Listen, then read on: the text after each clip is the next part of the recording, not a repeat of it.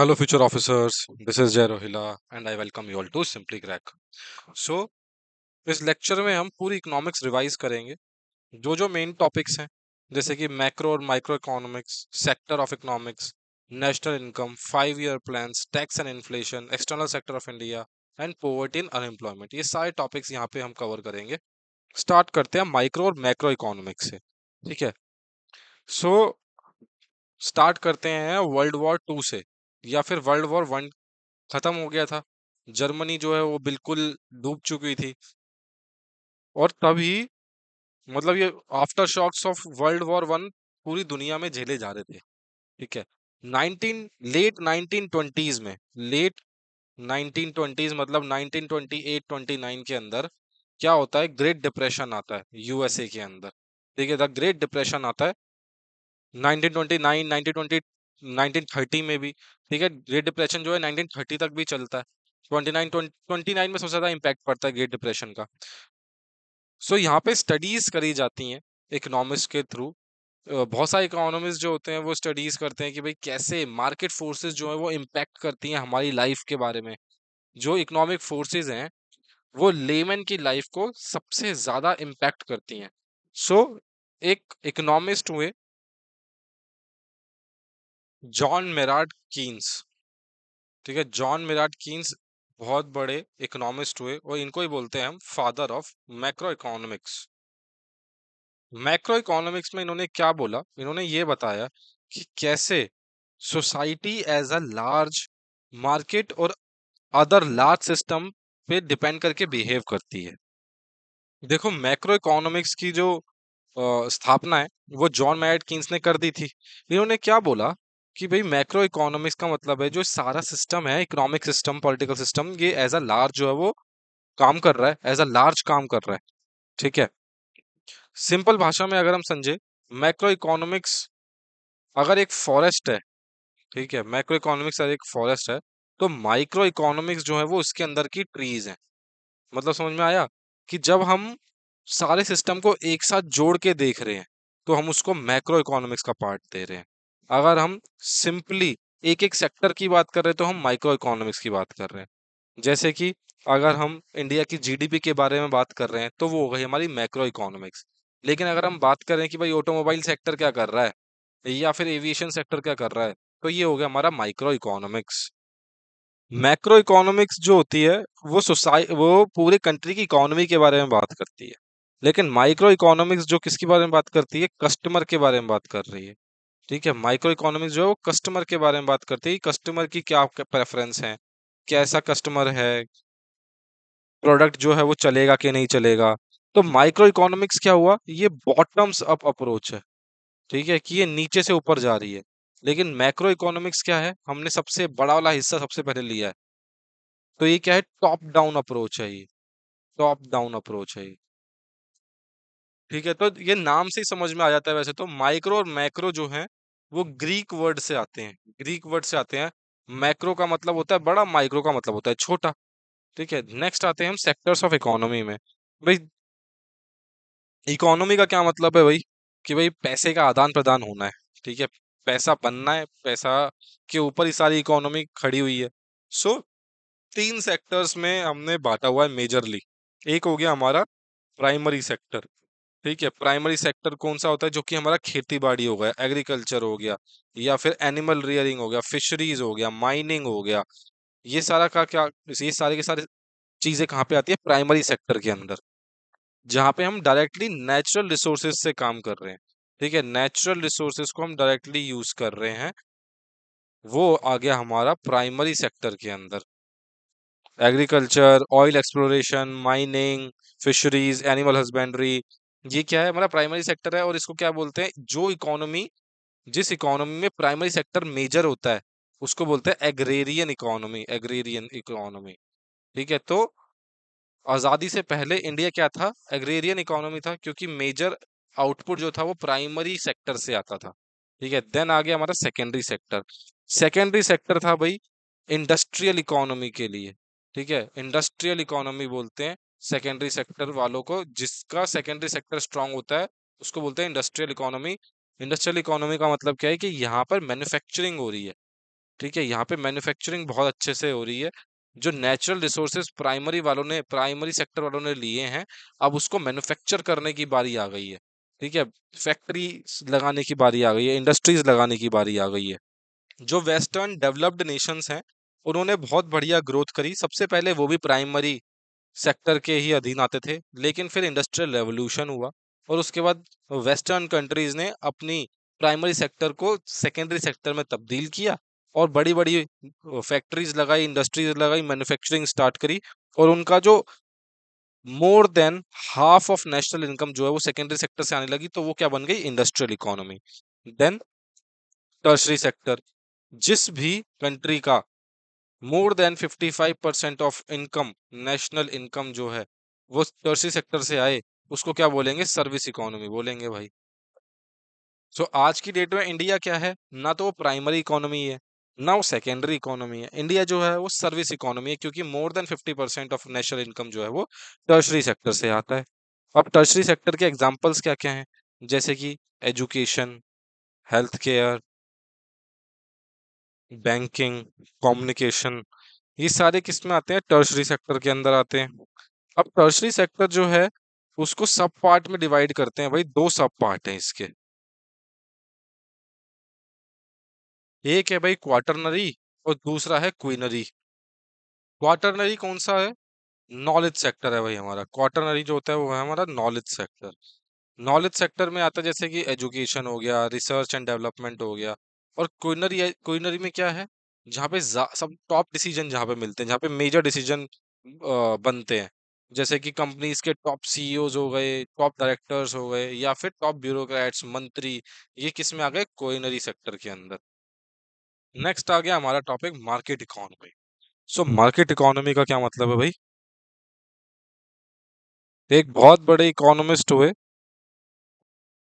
Adam Smith, इन्होंने book लिखी wealth of Nations. वहां पे इन्होंने ये बताया कि भाई मार्केट को इंडिपेंडेंटली काम करना चाहिए, काम करने देना चाहिए। मतलब मार्केट पे कोई भी रिस्ट्रिक्शन नहीं होनी चाहिए, मार्केट पे सिर्फ एक ही लॉ लगना चाहिए, डिमांड और सप्लाई का। एडम स्मिथ प्रोपाउंड करते थे लेजे फेयर के कंसेप्ट को। इसका मतलब क्या है, लिव इट अलोन। मतलब मार्केट को आप इंटरफेयर मत करो, गवर्नमेंट को मार्केट में इंटरफेयर नहीं करना चाहिए। मार्केट जो है वो अपने आप ही सेल्फ सफिशिएंट है। मतलब क्या है, एक सूटेबल एनवायरनमेंट दिया और वहां पे क्या काम करते हैं, फोर्सेस ऑफ मार्केट, जिनको हम मार्केट फोर्सेस लिखते बोलते हैं। मार्केट के अंदर मार्केट फोर्सेस काम करते हैं अपने आप। और मार्केट फोर्सेस क्या है, डिमांड एंड सप्लाई, ये अपने आप काम करेंगी और थोड़े टाइम में ये मार्केट जो है इक्विलिब्रियम में आ जाएंगी। डिमांड और सप्लाई जो है वो अपने आप ही एक दूसरे को शांत कर देंगी, जिससे कि बहुत ज़्यादा एफिशिएंसी बढ़ेगी। एफिशिएंसी बढ़ेगी, लोगों को जॉब्स मिलेंगी, लोगों को प्रोडक्ट्स मिलेंगे और सबके लिए अच्छा ही अच्छा हो जाएगा। सो इस मार्केट इकोनॉमी ने धुआं उठा दिया पूरी इकोनॉमी के कंसेप्ट में। और बहुत ज़्यादा, मतलब ये यूरोप के अंदर बहुत चली, 1776 के अंदर ये आई थी और इसने पूरे मार्केट को हिला के रख दिया इस थ्योरी ने। और फिर बहुत सारी फैक्ट्रीज लगी। क्यों, क्योंकि जब कोई रिस्ट्रिक्शन नहीं होगी तो इसका मतलब इनके पास था तीसरा पॉइंट, कि जब रिस्ट्रिक्शन नहीं होगी तो बहुत सारे प्लेयर्स जो मार्केट में आएंगे, मार्केट में आएंगे तो कंपटीशन बढ़ेगा, कंपटीशन बढ़ेगा तो जो बंदे, जो भी कंपनीज जो है, जो इंडस्ट्रीज जो हैं, जो शॉपकीपर्स हैं वो ज्यादा एफिशिएंट है वो तो बचे रहेंगे, जो इनएफिशिएंट है वो खत्म हो जाएंगे। मतलब इनएफिशिएंसी कम होगी। ठीक है, इनएफिशिएंसी जो है वो कम होगी, एफिशिएंसी बढ़ेगी। तो in the long run market economy जो है वो लोगों के लिए बहुत अच्छी है। सो लेकिन ऐसा रिजल्ट तो हुआ नहीं।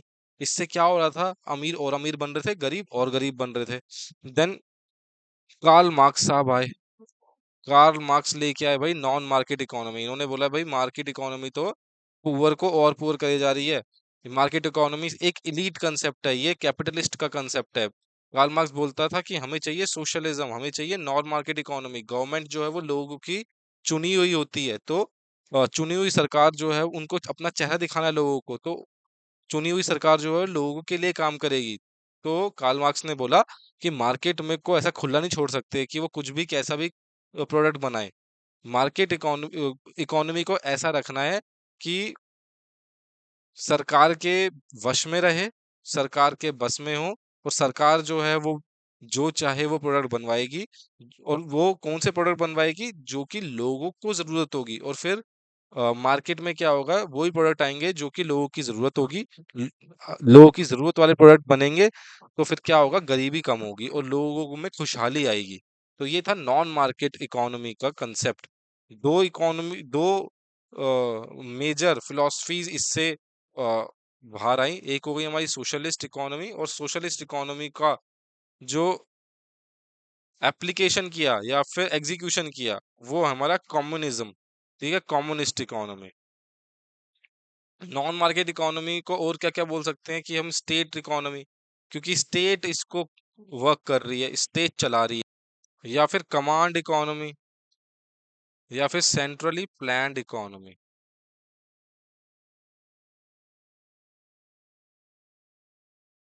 क्योंकि सेंट्रली सब कुछ प्लान होगा। ठीक है, एक डिसीजन होगा कि भाई तुम ये बनाओगे, तुम ये बनाओगे, तुम ये बनाओगे, और वो सारी कंपनीज जो हैं वो प्रोडक्ट बनाएंगी और लोगों तक वो प्रोडक्ट पहुंच जाएगा, चाहे उसको उसकी जरूरत हो चाहे ना हो, सबको एक जैसा प्रोडक्ट जाएगा। अब ये भी बहुत ज्यादा ब्रूटल इकोनॉमी का कंसेप्ट है, क्योंकि ये भी पूरा फ्रूटफुल हुआ नहीं। देन आया भाई मिक्स्ड इकोनॉमी। मिक्स्ड इकोनॉमी में क्या हुआ, मार्केट इकोनॉमी के प्रोज लिए गए, नॉन मार्केट इकोनॉमी के प्रोज लिए गए, उनको एक साथ बिठाया गया और उसको अप्लाई कर दिया गया। पहली कंट्री मिक्स्ड इकोनॉमी को फॉलो करने वाली थी फ्रांस, और कब करी था इन्होंने, 1944 से 1945 के बीच में इन्होंने मिक्स्ड इकोनॉमी स्टार्ट कर दी थी। इन्होंने ये बोला था कि भाई फ्री कंपटीशन भी होना चाहिए और गवर्नमेंट का रेगुलेशन भी होना चाहिए। मतलब क्या है, फ्री कंपटीशन होगा तो फिर भाई एफिशिएंसी बढ़ेगी, और गवर्नमेंट रेगुलेशन रहेगा तो प्राइसेस जो है वो बहुत शूट अप नहीं करेंगे। ऐसा नहीं है कि कोई भी प्रोडक्ट आ रहा है और कितने में भी बिक रहा है। ठीक है, तो गवर्नमेंट का रेगुलेशन की भी जरूरी जरूरी है और फ्री कंपटीशन भी जरूरी है। तो मतलब स्टेट और प्राइवेट, स्टेट मतलब यहाँ पे क्या है, स्टेट मतलब गवर्नमेंट, तो स्टेट का और प्राइवेट का अलग अलग काम है, और इन दोनों को अच्छे से काम करना है, इन सिंक होके काम करना है, एक साथ मिलके काम करना है, तभी बनेगी सच्ची सरकार, सबका विकास सबका साथ। सो नेक्स्ट टॉपिक है हमारा नेशनल इनकम। सो जो एक्सपर्ट्स थे बहुत ज्यादा पजल्ड थे, एकदम पहेली में थे कि भाई नेशनल प्रोग्रेस को या फिर पूरी कंट्री की प्रोग्रेस को कैसे मेजर किया जाए। तो सबसे पहले आइडिया दिया कि भाई पूरी कंट्री की इनकम को मेजर करो। ठीक है, इनकम को मेजर करो और फिर कंट्रीज, अलग अलग कंट्रीज की उनकी इनकम को मेजर करके कंपेयर किया जा सकता है। देन साइमन कजनेट आए। ठीक है, साइमन कजनेट याद रखना। इन्होंने कंसेप्ट दिया जीडीपी का, ग्रॉस डोमेस्टिक प्रोडक्ट, और बोला कि ये कंसेप्ट से हम सारे कंट्रीज की प्रोग्रेस को कंपेयर कर सकते हैं, हम अपनी प्रोग्रेस को क्वांटिफाई कर सकते हैं। ठीक है, तो नेशनल इनकम जानने के लिए ये चार इंडिकेटर्स हैं, gross domestic product, net domestic product, gross national product और नेट नेशनल प्रोडक्ट। स्टार्ट करते हैं भाई ग्रॉस डोमेस्टिक प्रोडक्ट से। क्या है फुल फॉर्म, ग्रॉस डोमेस्टिक और प्रोडक्ट। अगर हम इसको अलग अलग देखें, ग्रॉस का मतलब क्या होता है, टोटल। डोमेस्टिक का मतलब जो कि घर में बनाया हुआ हो, और प्रोडक्ट हमारा प्रोडक्ट है कि मतलब घर में आपने कितना भी प्रोडक्ट बनाया है, टोटल प्रोडक्ट जो आपने घर में बनाया है वो हमारा ग्रॉस डोमेस्टिक प्रोडक्ट है।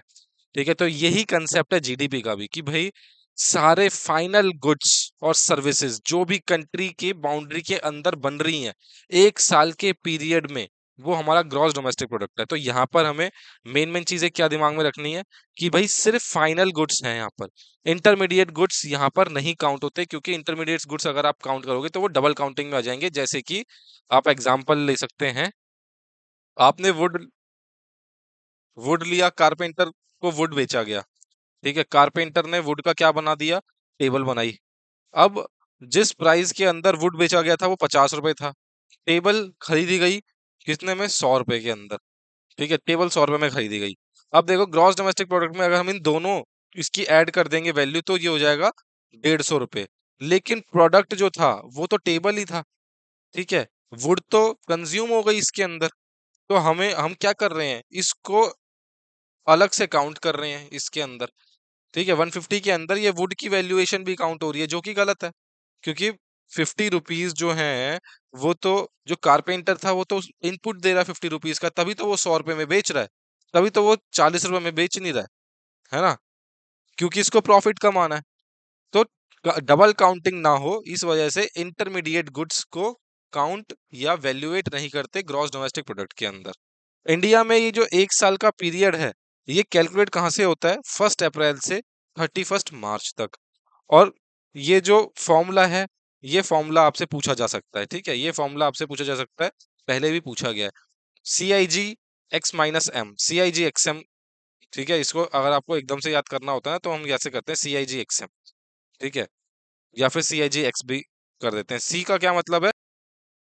कंजम्पशन। आई से क्या है? इन्वेस्टमेंट। जी से गवर्नमेंट स्पेंडिंग। एक्स से एक्सपोर्ट्स। और एम से इंपोर्ट्स।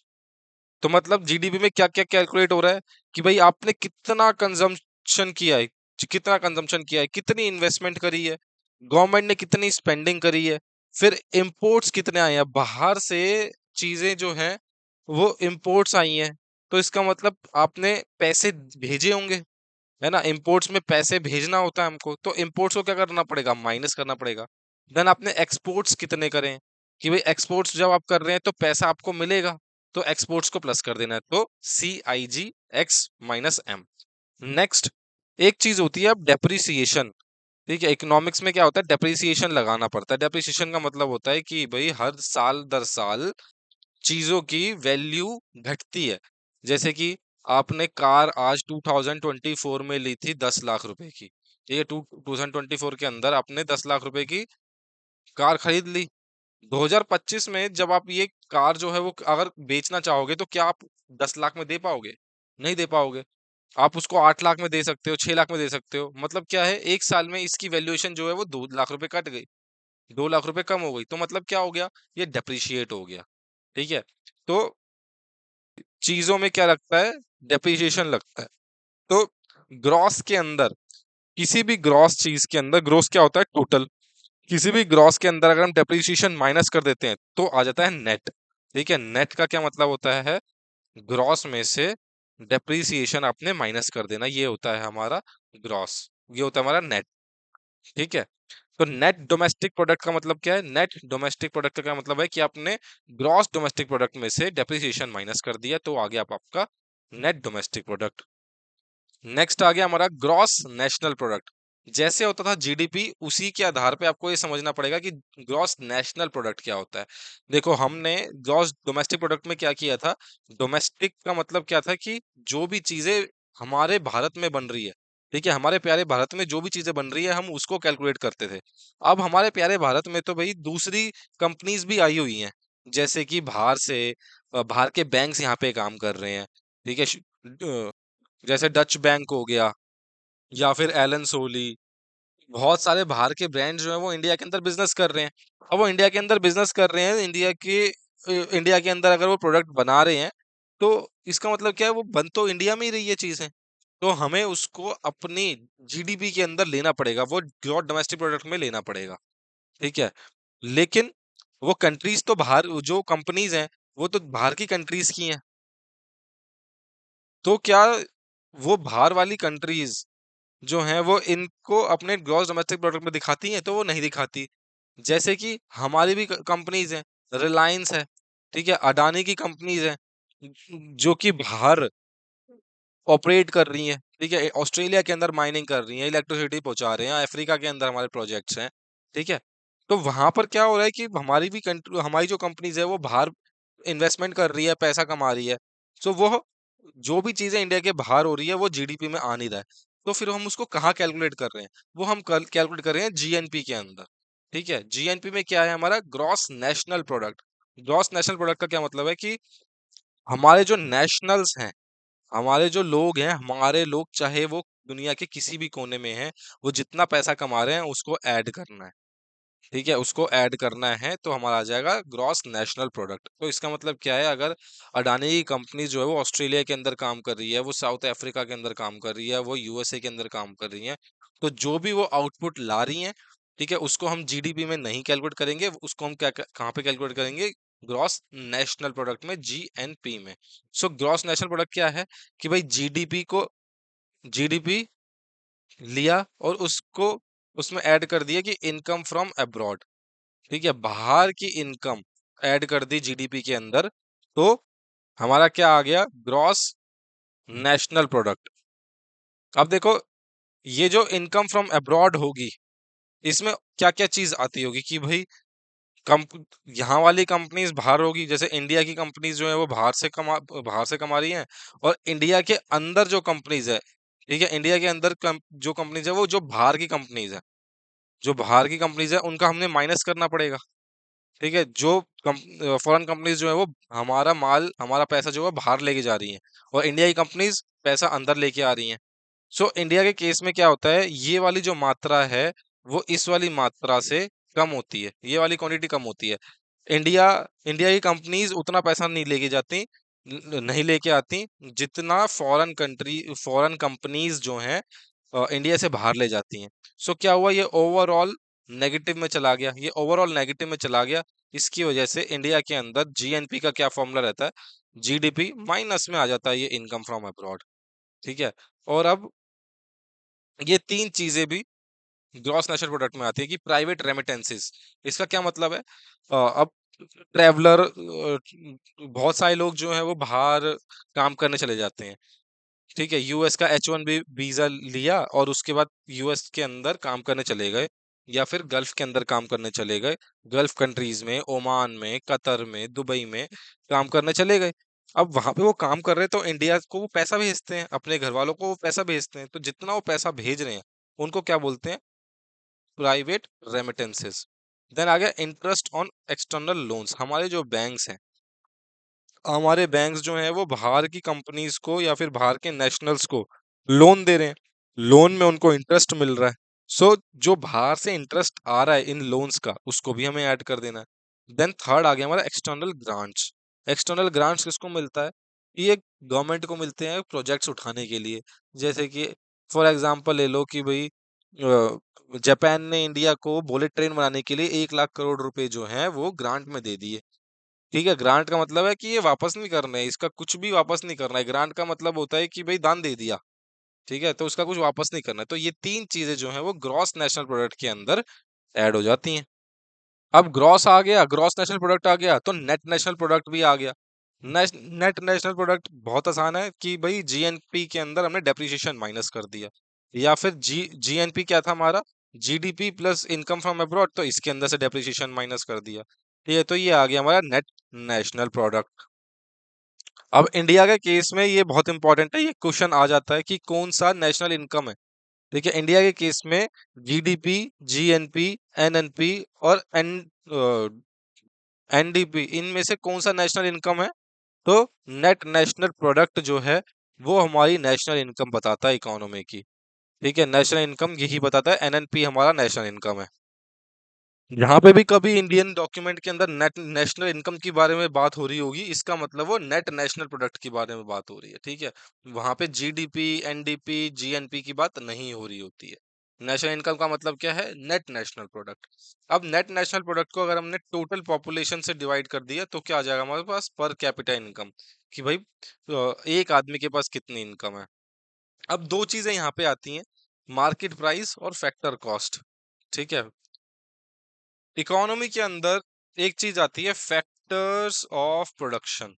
ये जो फैक्टर्स ऑफ प्रोडक्शन क्या है, ये प्रोडक्शन करवाने के फैक्टर्स हैं, कि प्रोडक्शन जो है वो इन इन फैक्टर्स के ऊपर डिपेंड करता है। तो ये चार फैक्टर्स हैं जी, कि प्रोडक्शन जो है वो इन चार फैक्टर्स के ऊपर डिपेंड करता है। पहला आ गया लैंड। कोई भी चीज बनाने के लिए आपको चाहिए लैंड, लैंड के बाद आपको चाहिए लेबर।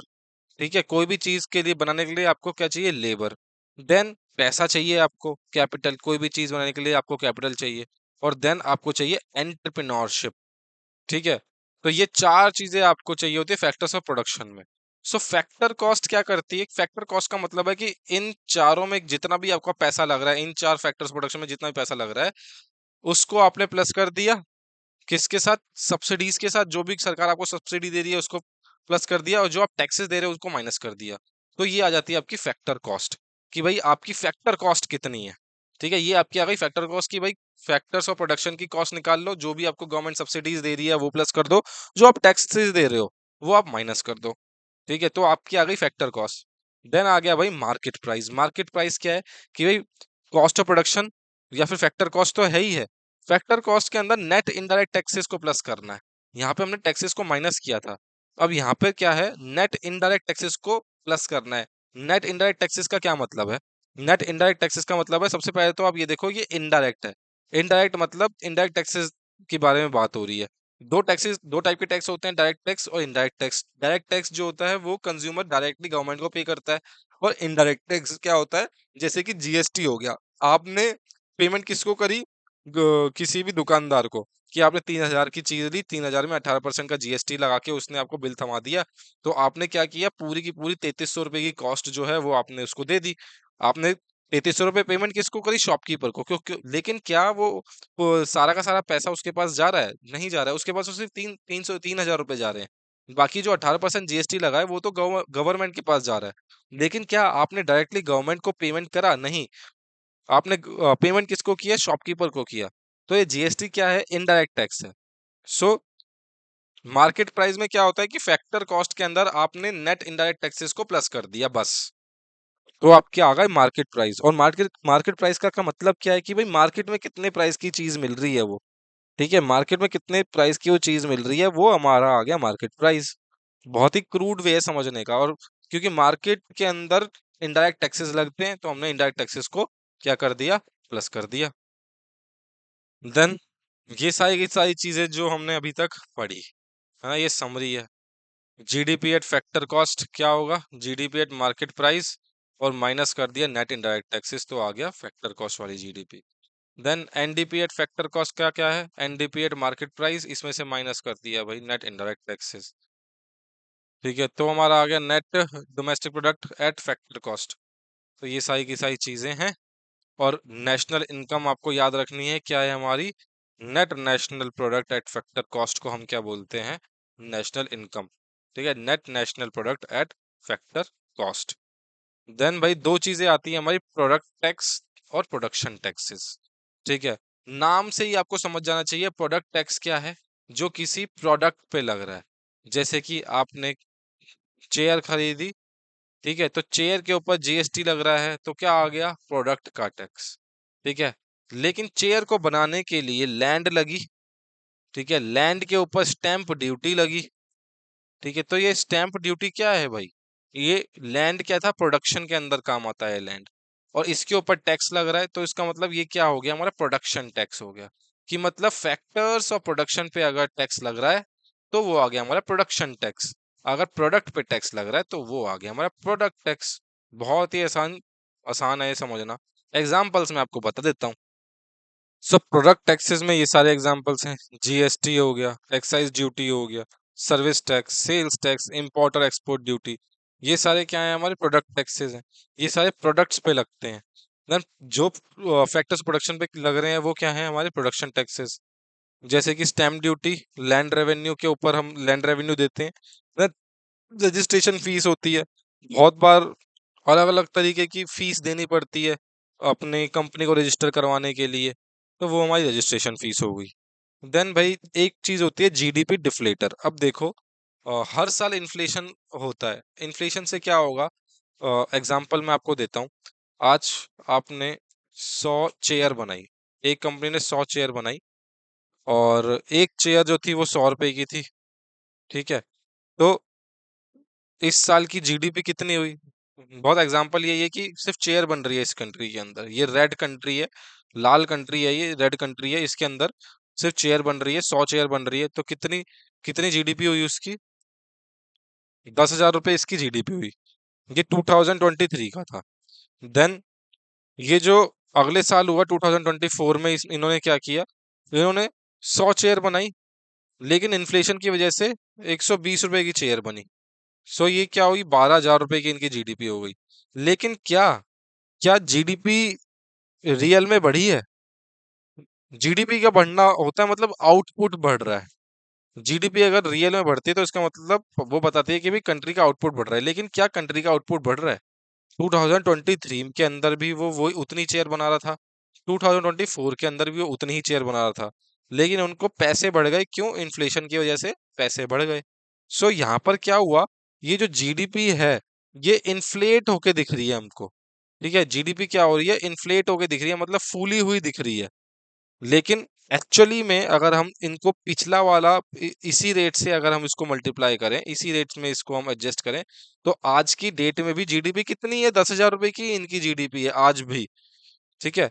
सो इस इन्फ्लेशन को काउंट करने के लिए अपने अकाउंट्स के अंदर किस कंसेप्ट का काम आता है, जीडीपी डिफ्लेटर का। ये क्या करता है, रियल जीडीपी की वैल्यू आपको बता देता है। इसका फॉर्मूला आपको पता होना चाहिए। जीडीपी डिफ्लेटर का फॉर्मूला होता है nominal GDP divided by real GDP multiply by 100। ये होता है भाई जीडीपी डिफ्लेटर का फॉर्मूला। नॉमिनल जीडीपी का मतलब जहां पे इन्फ्लेशन लगा हुआ है, रियल जीडीपी इन्फ्लेशन हटा के, और तब मल्टीप्लाई कर रहे हो 100 से, तो ये आ गया हमारा जीडीपी डिफ्लेटर। तो बहुत जीडीपी जीडीपी कर लिया। जीडीपी का डेटा रिलीज कौन करता है, ये भी हमें पता होना चाहिए। Central statistical office. Central statistical office जो कि किस मिनिस्ट्री के अंदर आता है, MoSPI, ministry of statistics and programme implementation. तो सीएसओ मॉस्पी जो है वो रिलीज करता है जीडीपी का डेटा क्वार्टरली और ईयरली। 2015 से ग्रॉस वैल्यू एडिड भी ये रिलीज कर रहा है। जीडीपी पहली बार कब एस्टिमेट करी गई थी, 1956 के अंदर, और इसको बेस ईयर क्या लिया था, 1948-49 बेस लिया था। 2019 में सीएसओ और एनएसएसओ ये दोनों मर्ज किस में हो गए थे, नेशनल स्टैटिस्टिकल ऑफिस के अंदर, जो कि सीएसआई हेड करता है। सीएसआई क्या है, चीफ स्टैटिस्टिशियन ऑफ इंडिया। ठीक है, chief statistician of India head करते हैं एनएसओ को, नेशनल स्टैटिस्टिकल ऑफिस को। देन भाई साहब ये नेक्स्ट टॉपिक है हमारा पर्सनल इनकम और प्राइवेट इनकम। तो पर्सनल इनकम कौन सी होती है, जो एक इंडिविजुअल कमाता है। प्राइवेट इनकम वो होती है जो एक हाउस होल्ड कमाता है, क्योंकि हाउस होल्ड में बहुत सारे लोग होते हैं मिलके पैसा कमाते हैं। पर्सनल इनकम में आता है भाई आपकी खुद की वेजेस, सैलरीज, इन्वेस्टमेंट, या फिर कोई और सोर्स ऑफ इनकम जो कि आप जिससे आप पैसा कमा रहे हो। प्राइवेट इनकम में भाई सबकी पर्सनल इनकम ऐड हो गई, आपका प्रॉफिट ऐड हो गया, अनडिस्ट्रीब्यूटेड प्रॉफिट ऐड हो गया, और वो सारे ट्रांसफर इनकम जो कि हाउस होल्ड को मिल रहे हैं। जैसे कि अगर आपके घर के अंदर कोई वृद्ध महिला है, तो क्या पता उनके पास कोई पेंशन आती हो या फिर कोई चीज का वो लाभ ले रही हो, तो वो हो गई हमारी ट्रांसफर इनकम। तो पर्सनल ये प्राइवेट इनकम में क्या आ रहा है, पूरे हाउस होल्ड की इनकम आ रही है। बहुत ही छोटा सा, बहुत ही प्यारा सा कंसेप्ट था पर्सनल और प्राइवेट इनकम का। फिर आता है हमारा personal disposable income. Personal disposable income क्या होती है भाई, ये वो इनकम है जो कि आप एक्चुअली में अपने ऊपर खर्च करते हो। जैसे कि मैं आपको एग्जांपल दूं, 100 रुपए आप कमा रहे हो, ठीक है, 100 रुपए आप कमा रहे हो, और 10% आपने इसमें क्या दे दिया, इनकम टैक्स दे दिया भाई। तो इसका मतलब आपके पास क्या बचा, 90 रुपए बचे। ठीक है, 90 रुपए बच गए। अब आपको, आपने लोन ले रखा था, हर महीने 9 रुपए उसके जाते थे, या 10 रुपए उसके जाते थे लोन में। ठीक है, तो अब आपके पास कितने बचे, 80 रुपए बचे भाई। तो इसका मतलब आप कमा तो रहे हो 100 रुपए, लेकिन अब आपके पास खर्चा करने के लिए कितने रुपए अपने ऊपर, 80 रुपए। तो ये होती है हमारी पर्सनल डिस्पोजेबल इनकम, जो कि आप सारे डायरेक्ट टैक्सेस अपनी इनकम में से माइनस कर देते हैं, और बाकी की कंपलसरी पेमेंट्स माइनस कर देते हैं जो कि आपको गवर्नमेंट को देनी है। ठीक है, जैसे कि चालान आ गया आपके पास, आपने इस ओवर स्पीडिंग करी थी, आपके पास चालान आ गया 10 रुपए का। ठीक है, अगर हम लोन ना लेके इसको चालान ले लें कि भाई 10 रुपए का चालान आ गया आपका घर में, आपको ये पेमेंट करनी है, तो आपको, आपने कंपलसरी पेमेंट कर दी, और जो भी पैसा आपके पास बचा उसके बाद वो हो गया आपका पर्सनल डिस्पोजेबल इनकम। देन आ गया भाई हमारे पास पूरी की पूरी इकोनॉमिक्स का बेसिक, ठीक है। बेस, पूरी इकोनॉमी का बेस क्या है? सप्लाई और डिमांड। इस law of supply of demand पे ही दुनिया चल रही है। लॉ ऑफ सप्लाई क्या बोलता है कि जैसे ही प्राइस बढ़ते हैं तो कंपनीज को लगता है कि ये बहुत ज्यादा पोटेंशियल है, हमें और प्रॉफिट कमा सकते हैं हम, तो वो क्या करते हैं? सप्लाई को बढ़ा देते हैं। ये हो गया हमारा लॉ ऑफ सप्लाई कि जैसे जैसे प्राइस बढ़ेंगे वैसे वैसे सप्लाई बढ़ेगी। देन लॉ ऑफ डिमांड क्या बोलता है कि भाई जैसे जैसे प्राइस बढ़ते हैं कस्टमर जो है वो कम खर्चा करेंगे, कम चीजें खरीदेंगे। तो लॉ ऑफ डिमांड क्या बोल रहा है कि प्राइस बढ़ेगा तो कस्टमर जो है वो कम खरीदेगा, तो फिर उसके बाद क्या होगा? सप्लाई जो है वो कम करनी पड़ जाएगी कंपनीज को, कंपनी जो है वो कम प्रोडक्शन करेंगी। तो लॉ ऑफ डिमांड ये बोलता है। ठीक है, तो ये law of supply law of demand एक दूसरे के अपोजिट चल रहे हैं। तो अगर देखा जाए, अगर यहाँ पे हम सप्लाई को देखें, ये हमारा सप्लाई है कि भाई सप्लाई बढ़ रही है, प्राइस बढ़ रहे हैं। ठीक है, प्राइस बढ़ रहे हैं तो भाई ज्यादा प्रोडक्शन हो रहा है, ज्यादा प्रोडक्शन हो रहा है, प्रोडक्ट सप्लाई बढ़ती जा रही है, क्योंकि प्राइस जितना बढ़ेगा सप्लाई जो है वो बढ़ती चली जाएगी। डिमांड में क्या हो रहा है भाई?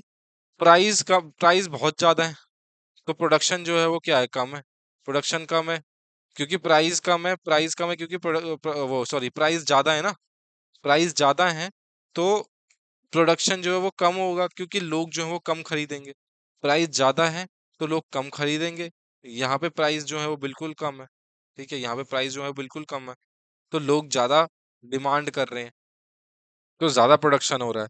तो जहां पे ये दोनों लाइन इंटरसेक्ट करती हैं, ये होता है हमारा भाई ऑप्टिमम पॉइंट। यहाँ पे ऑप्टिमम प्रोडक्शन होता है। ठीक है, यहाँ पे ऑप्टिमम प्रोडक्शन होता है कि भाई ये जो लाइन है, इतनी आपको सप्लाई रखनी है, इतना आपको पैसा, मैक्सिमम प्रॉफिट आपको इसी पॉइंट पे मिलेगा। ठीक है, इन दोनों सप्लाई कर्व और डिमांड कर्व का इंटरसेक्शन में सबसे ज्यादा प्रॉफिट होने का प्रोबेबिलिटी होता है। ठीक है, सो लॉ ऑफ सप्लाई और डिमांड कर क्या रहे हैं? लॉ ऑफ सप्लाई और डिमांड क्या करते हैं? ये प्रिडिक्ट करते हैं कि अगर सप्लाई ऑफ गुड्स और सर्विसेज डिमांड से ज्यादा हो गए तो प्राइस जो है वो कम हो जाएंगे। ऑब्वियसली, अगर ज्यादा है, सप्लाई ज्यादा है, डिमांड कम है, तो प्राइसेस क्या होंगे? कम हो जाएंगे। और इसका उल्टा भी ट्रू है कि भाई डिमांड ज्यादा है, सप्लाई कम है, तो फिर क्या होगा? प्राइस जो है वो बढ़ेंगे। और फ्री मार्केट में क्या होगा? इक्विलिब्रियम प्राइस कब आएगा? जब सप्लाई और डिमांड मैच कर जाएंगी। सो ये क्या है? फ्री मार्केट में ये वो पॉइंट है जहाँ पे सप्लाई डिमांड मैच कर रही है एक दूसरे को। ठीक है, तो ये चार बेसिक लॉ हैं सप्लाई और डिमांड के कि भाई प्राइस जो है वो फॉल कर रहे हैं कब? जब सप्लाई बढ़ रही है। ठीक है, सप्लाई बढ़ेगी तो प्राइजेस जो हैं वो कम हो जाएंगे, लेकिन इसके लिए डिमांड कांस्टेंट होनी चाहिए। ठीक है, डिमांड को कांस्टेंट होना पड़ेगा। तब सप्लाई अगर बढ़ती जाएगी, क्योंकि डिमांड, अगर एग्जांपल लें, डिमांड थी भाई 100 जूते लेने हैं। ठीक है, और इसने बोला था कि 100 जूते में 100 रुपए में ले लूंगा, लेकिन सप्लाई कितने आके आ गई? 200 की। तो इसने क्या बोला भाई? मेरे को 100 रुपए दे दो, लेकिन डिमांड तो उतने की थी, सप्लाई बढ़ गई। तो अब जो खरीदार होगा वो तो बोल देगा कि भाई मैं तो अब 100 जूते जो है वो 50 रुपए के लूंगा, तुम्हें देने तो दे दो। तो अपना लॉस को कम करने के चक्कर में क्या करेगा? प्राइस को कम कर देगा। ठीक है, प्राइस कम हो जाएंगे तो सप्लाई बढ़ेगी तो प्राइस कम हो जाएंगे अगर डिमांड कांस्टेंट है। अगर सप्लाई कांस्टेंट है तो क्या होगा? ठीक है, यहाँ पे आपने सप्लाई को कांस्टेंट कर दिया, और अगर डिमांड कम हो रही है, सप्लाई तो उतनी की उतनी है और डिमांड कम हो गई है, तो प्राइजेस फिर से फॉल हो जाएंगे। ठीक है, जैसे कि ब्रेड हो गई या फिर कोको कोला मान लो। आज की डेट में अगर सप्लाई कांस्टेंट दे रखी है लेकिन लोग उन्हें कोको कोला पीना जो है बंद कर दें, तो क्या होगा? डिमांड कम हो गई, तो फिर कोको कोला कंपनी को क्या करना पड़ेगा? अपने प्राइस जो है वो कम करने पड़ेंगे ताकि वो अपने कस्टमर्स को अट्रैक्ट कर सके। बहुत ही आसान कंसेप्ट है। देन अगर डिमांड कांस्टेंट है यहाँ पर, अगर डिमांड कांस्टेंट है और सप्लाई जो है वो कम हो गई, ठीक है, डिमांड कांस्टेंट है कि भाई कोको कोला कंपनी ने 100 लोग पीते थे और आज भी 100 लोग पीते हैं, लेकिन कंपनी ने क्या किया? 90 बोतल बनाना शुरू कर दिया। अब ये 100 लोग आपस में लड़ेंगे और ज्यादा पैसे जिसके पास होंगे वो खरीद लेगा। तो इसका मतलब क्या होगा? सप्लाई कम होगी तो प्राइस जो है वो बढ़ जाएंगे, डिमांड कांस्टेंट है तो। देन अगर सप्लाई कांस्टेंट है, अगर यहाँ पे सप्लाई कांस्टेंट है और डिमांड बढ़ जाती है, सप्लाई कांस्टेंट है भाई और डिमांड बढ़ गई तो प्राइस भी बढ़ेंगे ही। डिमांड बढ़ते ही आपके प्राइस बढ़ जाएंगे, जैसे ही ज्यादा बायर हो गए और सप्लाई उतनी ही है तो भाई प्राइस जो है वो बढ़ेंगे ही बढ़ेंगे। ये सबसे बढ़िया एग्जांपल है लैंड का। लैंड के प्राइसेस क्यों बढ़ते रहते हैं? क्योंकि भाई डिमांड बढ़ती जा रही है, लेकिन लैंड जो है उस लैंड की सप्लाई तो कांस्टेंट है, लैंड बढ़ तो सकती ही नहीं है, तो क्या बढ़ते हैं? प्राइस बढ़ जाते हैं लैंड के। तो दोस्तों नेक्स्ट हमारे पास आता है topic planning in India. So economics के अंदर सबसे इंपॉर्टेंट है भाई हम पैसा कैसे खर्च कर रहे हैं। सो उसके प्लान्स बनाने पड़ते हैं। आप भी घर में देखते होंगे अपने घर वालों को बजट बनाते हुए, ठीक है? मम्मी पापा जो है वो सोचते होंगे कि भाई अभी चीजें कैसे लेनी है, अभी कौन सी चीज लेनी है, प्रायोरिटी पे क्या है, ठीक है? तो ऐसे ही कंट्री की भी इकोनॉमिक प्लानिंग होती है। सो ये जो इकोनॉमिक प्लानिंग है वो कब से शुरू हुई? जब से मैक्रो इकोनॉमिक्स शुरू हुई थी। तो विश्वेश्वरैया प्लान से अगर हम स्टार्ट करें, मैं आपको अगर थोड़ा सा बैकग्राउंड दूं, सो 1934 के अंदर the planned economy of India आया। ये बुक किसने लिखी थी? ये बुक किन्होंने लिखी? एम विश्वेश्वरैया। ठीक है, तो ये बुक किसने लिखी थी? एम विश्वेश्वरैया जी ने। और इन्होंने पहला ब्लूप्रिंट दिया कि कैसे इकोनॉमी ऑफ इंडिया जो है वो हम प्लान कर सकते हैं इसके बारे में। सो ये आजादी से 12 साल पहले ही स्टार्ट हो गई थी भाई, कैसे प्लानिंग करनी है इंडिया की इकोनॉमी, कैसे किस तरीके से हमें ढालनी। और ये किसके ऊपर था? कैपिटलिस्टिक विजन था इस प्लान्ड इकोनॉमी का। फिर भाई अलग अलग प्रपोजल आए। 1934 के अंदर फिक्की प्रपोजल आया। फिक्की क्या है? Federation of Indian chambers of commerce and industry. ये क्या थी? ये एक लीडिंग ऑर्गेनाइजेशन थी इंडियन कैपिटलिस्ट की। ठीक है, इन्होंने भी अपना प्लान दिया। देन बॉम्बे प्लान आया।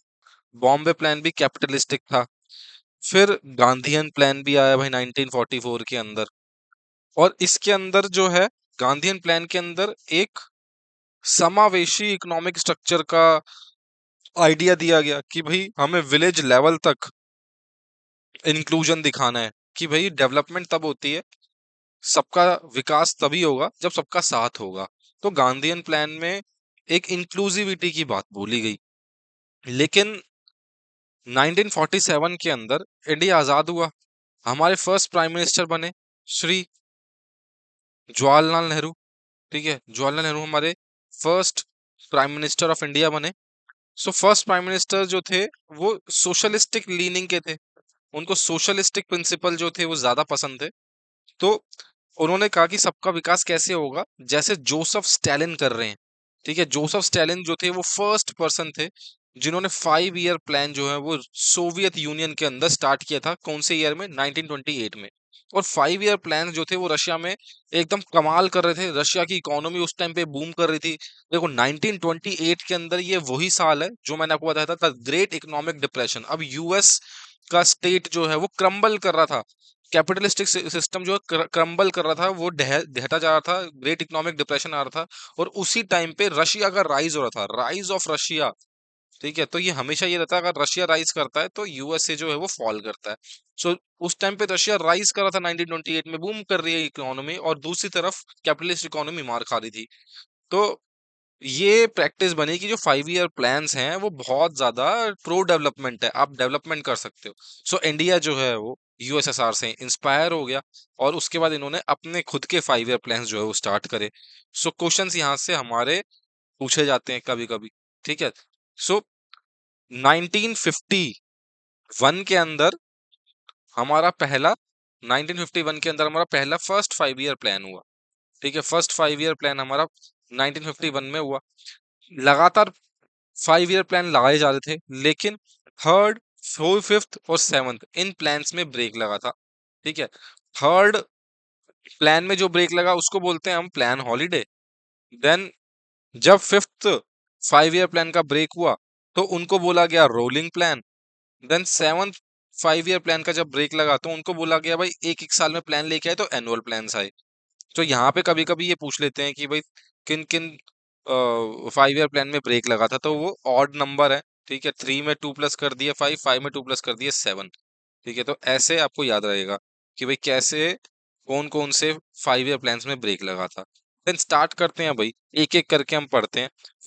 ये 5 ईयर प्लान्स, 12 5 ईयर प्लान्स हमें देखने, जल्दी जल्दी ब्रीफली हम ये डिस्कस करेंगे। सबसे पहले तो फर्स्ट 5 ईयर प्लान जो है वो कब से स्टार्ट हुआ, 1951 से, कब खत्म हुआ, 1956। यहाँ पे फोकस क्या था याद रखना है, एग्रीकल्चर इसका फोकस था। क्योंकि एक फेमस स्टेटमेंट है जो हमारे first prime minister Shri Jawaharlal Nehru ने बोला था कि भाई everything else can wait but agriculture can not. कि भाई सब कुछ वेट कर सकता है लेकिन हमारी प्रायोरिटी क्या होनी चाहिए, एग्रीकल्चर पे हमें फोकस करना चाहिए। तो एग्रीकल्चर फर्स्ट 5 ईयर प्लान का फोकस था। देन इसको बोलते क्या है, इसको हैरोल्ड डॉमर मॉडल बोलते हैं। हैरोल्ड डॉमर के मॉडल पे ही फर्स्ट 5 ईयर प्लान जो है वो स्टैब्लिश किया गया। यहाँ पर आईआईटीज बने। ठीक है, 90 जो ये पहला 5 ईयर प्लान जब तक खत्म हुआ था 1956 तक, तब तक 5 आईआईटीज जो है वो बन चुके थे। टारगेट ग्रोथ रेट कितना था, 2.1, और अचीव कितना किया, 3.6%। तो पहला 5 ईयर प्लान क्या हुआ हमारा, हो गया सक्सेसफुल, फर्स्ट 5 ईयर प्लान वो सक्सेसफुल। देन आया भाई सेकंड 5 ईयर प्लान। अब भाई एग्रीकल्चर पे फोकस कर दिया था, एग्रीकल्चर को हिट किया, तो अब सेकंड बारी क्या आई, इंडस्ट्रियलाइजेशन की। तो सेकंड 5 ईयर प्लान में बोला गया कि भाई हम रैपिड इंडस्ट्रियलाइजेशन करेंगे। इसको क्या बोलते हैं, पीसी मेहलोनोबिस मॉडल भी बोलते हैं।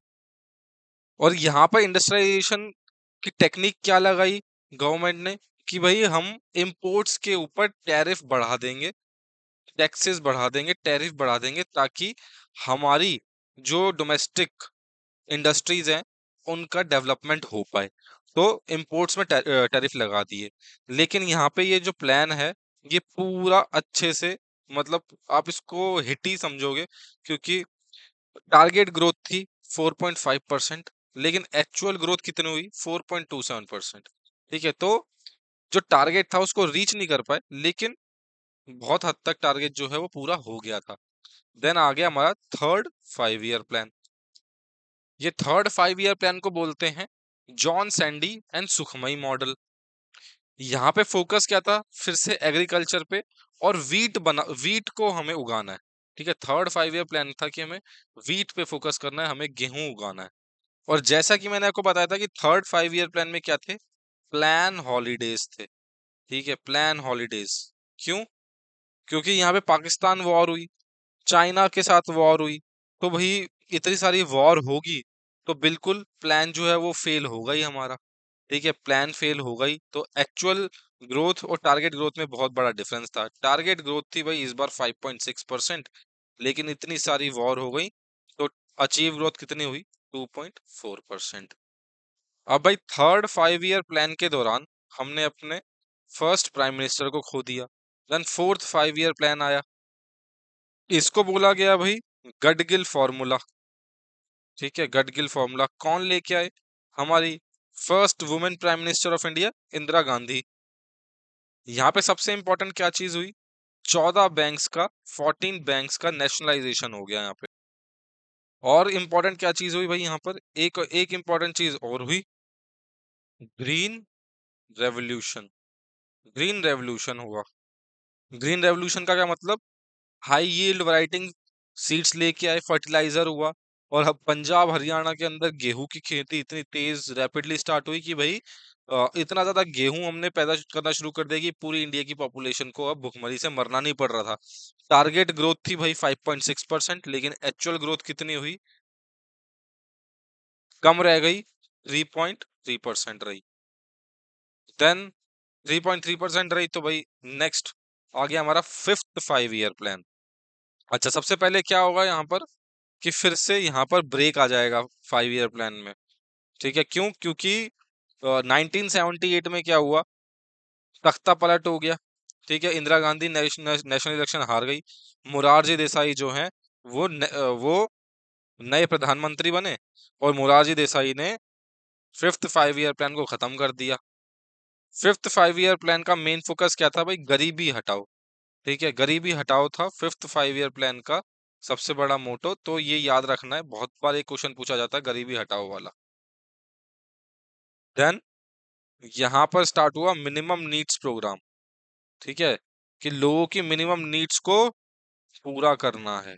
ठीक है, minimum needs programme fifth 5 year plan में शुरू हुआ। ठीक है, टारगेट ग्रोथ रेट यहाँ से इम्पोर्टेंट नहीं है। ठीक है, ये हर बार पूछा नहीं जा सकता, लेकिन इसका थोड़ा सा इम्पोर्टेंट क्यों रहेगा, क्योंकि यहाँ पे टारगेट ग्रोथ जो थी वो 4.4% थी, लेकिन हम यहाँ पे फर्स्ट टाइम एक्चुअल ग्रोथ जो है वो टारगेट ग्रोथ से ज्यादा हो गई 4.8%। देन 1978 में तो भाई प्राइम मिनिस्टर मोरारजी देसाई थी, तो उन्होंने फिफ्थ 5 ईयर प्लान को कर दिया खत्म। तो 1978 से लेकर 1980 तक क्या आए, रोलिंग प्लान। अब इस पीरियड में इतना सब कुछ हो नहीं पाया, क्यों? क्योंकि भाई इंस्टेबिलिटी का माहौल था, सरकार गिर रही थी और नई सरकारें आ रही थी। तो भाई 1980 में बना सिक्स्थ 5 ईयर प्लान। अब सिक्स्थ 5 ईयर प्लान के दौरान तो भाई बहुत कुछ हो गया। यहाँ पे इकोनॉमिक लिबरलाइजेशन शुरू हो गया। ठीक है, इकोनॉमिक लिबरलाइजेशन शुरू हुआ। फैमिली प्लानिंग इंट्रोड्यूस की गई। फैमिली प्लानिंग का क्या मतलब था, कि भाई अब हम जनसंख्या को रोकने की कोशिश कर रहे थे। ठीक है, नाबार्ड जो है वो बनाया गया, नाबार्ड बनाया गया। देन यहाँ पे टारगेट ग्रोथ थी 5.2%, और फिर से टारगेट ग्रोथ को हमने रीच किया, और एक्चुअल ग्रोथ ज्यादा हुई 5.7%। प्राइम मिनिस्टर का असैसिनेशन हुआ, राजीव गांधी जी को प्रेसिडेंट बनाया गया, प्राइम मिनिस्टर बनाया गया, सॉरी। ठीक है, राजीव गांधी जी को प्राइम मिनिस्टर बनाया गया। और सेवंथ 5 ईयर प्लान आया कब? 1985 से 90 तक चला सेवंथ 5 ईयर प्लान। और यहाँ पर स्टार्ट हुई भाई इंडस्ट्रियल प्रोडक्टिविटी लेवल बढ़ाने की बातें, टेक्नोलॉजी, नई टेक्नोलॉजी जो है वो लाने की बातें, कंप्यूटर लाने की बातें हुई। सोशल जस्टिस की बात होने लगी कि भाई अब हमें सोशल जस्टिस देनी है लोगों को। टारगेट ग्रोथ जो है वो 5% थी, और एक्चुअल ग्रोथ जो है वो 6.01% हो गई। सो सेवंथ 5 ईयर प्लान भी सक्सेसफुल रहा। अब भाई यहाँ पर इसके बाद क्या हो जाती है, प्राइम मिनिस्टर राजीव गांधी जी की हत्या हो जाती है, असैसिनेशन हो जाता है। देन फिर से सेवंथ 5 ईयर प्लान के बाद क्या आ गए, एनुअल प्लान्स आ गए। और यहाँ पे उस टाइम पे क्या हुआ था, इंडिया का दिवालिया निकल गया था। ठीक है, हमारे पास बाहर देने के लिए पैसे भी नहीं थे, तो गोल्ड भी हमें गिरवी रखना पड़ गया। इकोनॉमिक इंस्टेबिलिटी थी, यूएसएसआर टूट रहा था। ठीक है, तो यूएसएसआर भी हमारी हेल्प करने में इतना सक्षम नहीं था उस टाइम पे। फॉरेन एक्सचेंज रिजर्व बिल्कुल डिप्लीट हो गए थे। सो यहाँ पे स्टार्ट क्या हुआ, अब यहाँ पे स्टार्ट हुआ इंडियन इकोनॉमी का लोवेस्ट हिट। और जब भी ये चीज याद रखना अपनी लाइफ के अंदर, जब भी आप लोवेस्ट हिट कर दोगे, उसके बाद आपकी तरक्की पक्की है। ठीक है, तरक्की आपकी पक्की है, क्योंकि उसके बाद आप ने इतनी मेहनत करनी है, इतनी मेहनत करनी है कि आप उससे नीचे आप जा ही नहीं सकते। तो 1990 के दौर बहुत ही ज्यादा टफ रहा। इसके बाद इंडिया ने मुड़ के देखा नहीं, और यहाँ पे स्टार्ट हो गया हमारा liberalisation, privatisation and globalisation. LPG reforms हुए, और इंडियन इकोनॉमी जो है वो बूम करना स्टार्ट करी इसके बाद। और आज भी हम एलपीजी रिफॉर्म्स के पॉजिटिव इफेक्ट्स जो है वो देख पाते हैं अपनी इकोनॉमी के अंदर। सो एलपीजी रिफॉर्म्स हुए, किन की प्राइम मिनिस्टर की शिप के अंदर हुए, ये पीवी नरसिम्हा राव जी के। फिर देन आता है भाई 1992 से 1997 तक का एट्थ 5 ईयर प्लान। सो एलपीजी रिफॉर्म्स तो मैंने पहले ही बता दिया आपको, एट्थ 5 ईयर प्लान का ये पार्ट रहेंगे। इंडिया जो है वो डब्ल्यूटीओ का मेंबर बना, डब्ल्यूटीओ का मेंबर बना इंडिया। ठीक है, कभी पूछ सकते हैं, आपको डेट पूछ सकते हैं, तो 1 जनवरी 1995। और एट 5 ईयर प्लान कब तक का था, 1992 से 97 तक। डिसेंट्रलाइजेशन पे फोकस किया गया। ठीक है, डिसेंट्रलाइजेशन पे फोकस किया गया। और यहाँ पे टारगेट ग्रोथ को हमने फिर से ब्रीच किया, 5.6% टारगेट ग्रोथ थी, और एक्चुअल ग्रोथ जो है 6.8% आई। अब भाई 1997 का दौर आ गया, नाइन्थ 5 ईयर प्लान आ गया। नाइन्थ 5 ईयर प्लान था 1997 से 2002 तक। 1997 मतलब 50 साल हो गए थे अब आजादी को। ठीक है, 50 साल हो गए थे। Atal Bihari Vajpayee ji president prime minister बने। ठीक है, अटल जी जो थे वो प्राइम मिनिस्टर बने। अब यहाँ पर सबसे ज्यादा इंपॉर्टेंट क्या चीज है, कि भाई यहाँ पर सोशल जस्टिस के बारे में बात होने लगी, सेल्फ रिलायंस, आत्मनिर्भर भारत, है ना, सेल्फ रिलायंस के बारे में भी यहाँ पे first time 9th 5 year plan में बात हुई कि भाई इंडिया जो है सेल्फ रिलायंट होना चाहिए, आत्मनिर्भर होना चाहिए। टारगेट ग्रोथ थी यहाँ पे 7.1%, लेकिन अचीव जो है वो कम कर पाए 6.8%। और यहाँ पे एक्सपोर्ट के ऊपर भी एट्थ ये 9th 5 ईयर प्लान में ये बोला कि भाई हम एक्सपोर्ट करना शुरू करेंगे, अब हम एफिशिएंटली अपने रिसोर्सेज को यूज करेंगे और इंडिया का सामान जो है वो हम एक्सपोर्ट करेंगे। तो एक्सपोर्ट भी एक बड़ा फोकस था 9th 5 ईयर प्लान का। देन आ गया हमारा 10th 5 year plan. 10th 5 year plan 2002 से 2007 तक था। ये इक्विटेबल डेवलपमेंट यहाँ पर बोली गई कि भाई हमें सबका सबका विकास करना है। ठीक है, इक्विटेबल डेवलपमेंट करनी है। ठीक है, सबका विकास करना है और सबके साथ करना है।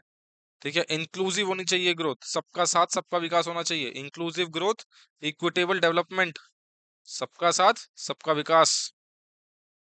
बोला गया कि हर साल हमें 8% की ग्रोथ चाहिए। ठीक है, 8% की ग्रोथ जो है वो पर साल टारगेट किया गया कि हर साल हम 8% की ग्रोथ लेंगे। और 2007 तक बोला कि जेंडर गैप जो है वो एजुकेशन सेक्टर में खत्म कर देंगे, जो कि आज तक नहीं हो पाया है। ठीक है, उन्होंने बोला था कि जेंडर गैप इन एजुकेशन जो है वो खत्म कर देंगे 2007 तक, लेकिन आज तक नहीं हो पाया ये। टारगेट ग्रोथ थी भाई 8.1%। ठीक है, 8.1% थी ओवरऑल, लेकिन हुई कितनी, 7.6%। और बोला क्या कहते हैं हर साल मिनिमम 8% चाहिए। ठीक है, मिनिमम 8%, 8% से ज्यादा ही होनी चाहिए, लेकिन ओवरऑल टारगेट जो है पूरा नहीं हो सका। देन आया भाई 11th 5 year plan. 11th 5 year plan आया, मनमोहन सिंह जी की गवर्नमेंट चल रही थी। ठीक है, 2007 से 2012 तक आईटी इंस्टीट्यूट्स के ऊपर कि भाई आईटी इंस्टीट्यूट्स बनाने हैं। ठीक है, इस समय पर आपको मतलब आपके बड़े भाई, बड़े जो भी पापा पापा होंगे, ठीक है, या फिर आपके परिचित लोग होंगे, इस टाइम पे जो भी इंजीनियर बने थे सबको नौकरियां मिल रही थी।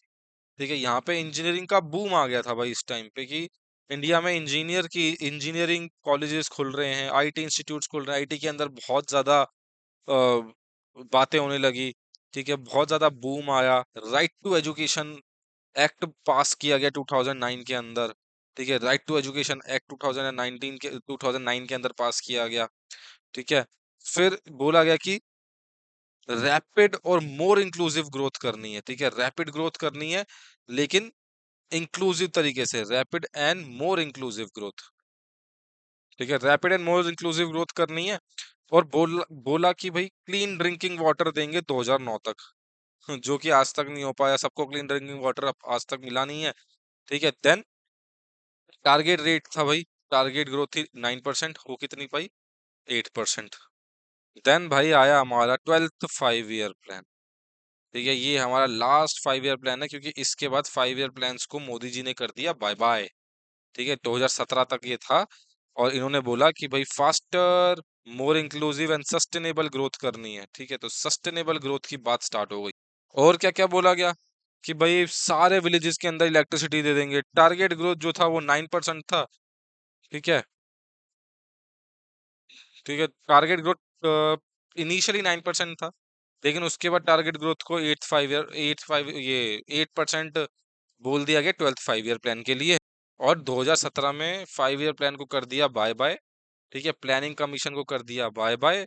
और तब स्टार्ट हुई नीति आयोग की कहानी। नीति आयोग ने निकाले भाई 3 document, 3 year agenda, 7 year agenda और 15 ईयर विजन डॉक्यूमेंट। ठीक है, यहाँ पे हमारी प्लानिंग ऑफ इंडिया की बात होती है खत्म। नेक्स्ट टॉपिक हम स्टार्ट करते हैं अपना, टैक्स एंड इन्फ्लेशन। तो नेक्स्ट टॉपिक है भाई हमारा टैक्स एंड इन्फ्लेशन। तो टैक्स क्या होता है भाई, टैक्स बहुत आसान चीज है कि भाई टैक्स कर है। ठीक है, टैक्स हमारा, हम कोई भी चीज खरीदते हैं उस पे हम टैक्स जो है वो देते हैं। वो क्यों देते हैं, टैक्स का पर्पस क्या है, टैक्स का पर्पस है भाई इनकम को रीडिस्ट्रीब्यूट करना। ठीक है, टैक्स का मकसद था कि भाई इनकम जो आ रही है उस पे गवर्नमेंट को भी पैसे चाहिए, ताकि वो लोगों की समृद्धि के लिए लगा सके, रोड्स बना सके, फ्लाईओवर्स बना सके, पोर्ट्स बना सके, एयरपोर्ट्स बना सके, ताकि लोगों को सहूलियत मिले। तो टैक्स का जो बेसिक फंडा था ये था कि इनकम को रिडिस्ट्रीब्यूट करना। अब टैक्स में दो चीजें आती हैं, एक आती है भाई इंसिडेंस ऑफ टैक्स, एक आता है impact of tax. Incidence of tax भाई वो होता है जहां पे टैक्स लगता हुआ दिखता है, ठीक है, टैक्स लगता हुआ दिखता है। इम्पैक्ट ऑफ टैक्स वो होता है कि जहां पे इम्पैक्ट हो रहा होता है। जैसे कि अगर मैं एग्जांपल दूं जीएसटी का, ठीक है, जीएसटी का मैं एग्जांपल दूं, सो होता क्या है, जीएसटी जो है वो शॉपकीपर कलेक्ट करता है। 3,000 की चीज हुई, ठीक है, उसमें 10% मान लो जीएसटी लगा दिया, 300 रुपए का जीएसटी लग गया, टोटल आपके लिख के साढ़े तीन 3,300 रुपीज जो है वो आपने पेमेंट कर दिया। ठीक है, तो इंसिडेंस ऑफ टैक्स जो है वो कहाँ पे जा रहा है, इस शॉपकीपर के ऊपर, क्योंकि ये जो है टैक्स दे रहा है। लेकिन क्या ये 300 रुपये अपनी जेब से दे रहा है? नहीं दे रहा है। इम्पैक्ट कहाँ पे आ रहा है? इम्पैक्ट तो आपके ऊपर आ रहा है। ठीक है, तो होता क्या है, इनडायरेक्ट टैक्सेस जो होते हैं, इनडायरेक्ट टैक्सेस में इंसिडेंस ऑफ टैक्स और इम्पैक्ट ऑफ टैक्स जो है वो अलग अलग लोगों पे आता है। जैसे कि जीएसटी में इंसिडेंस ऑफ टैक्स आया शॉपकीपर पे, इम्पैक्ट आया आपके ऊपर। लेकिन डायरेक्ट डायरेक्ट टैक्स के केसेस में इम्पैक्ट ऑफ इंसिडेंस दोनों सेम जगह हो जाता है।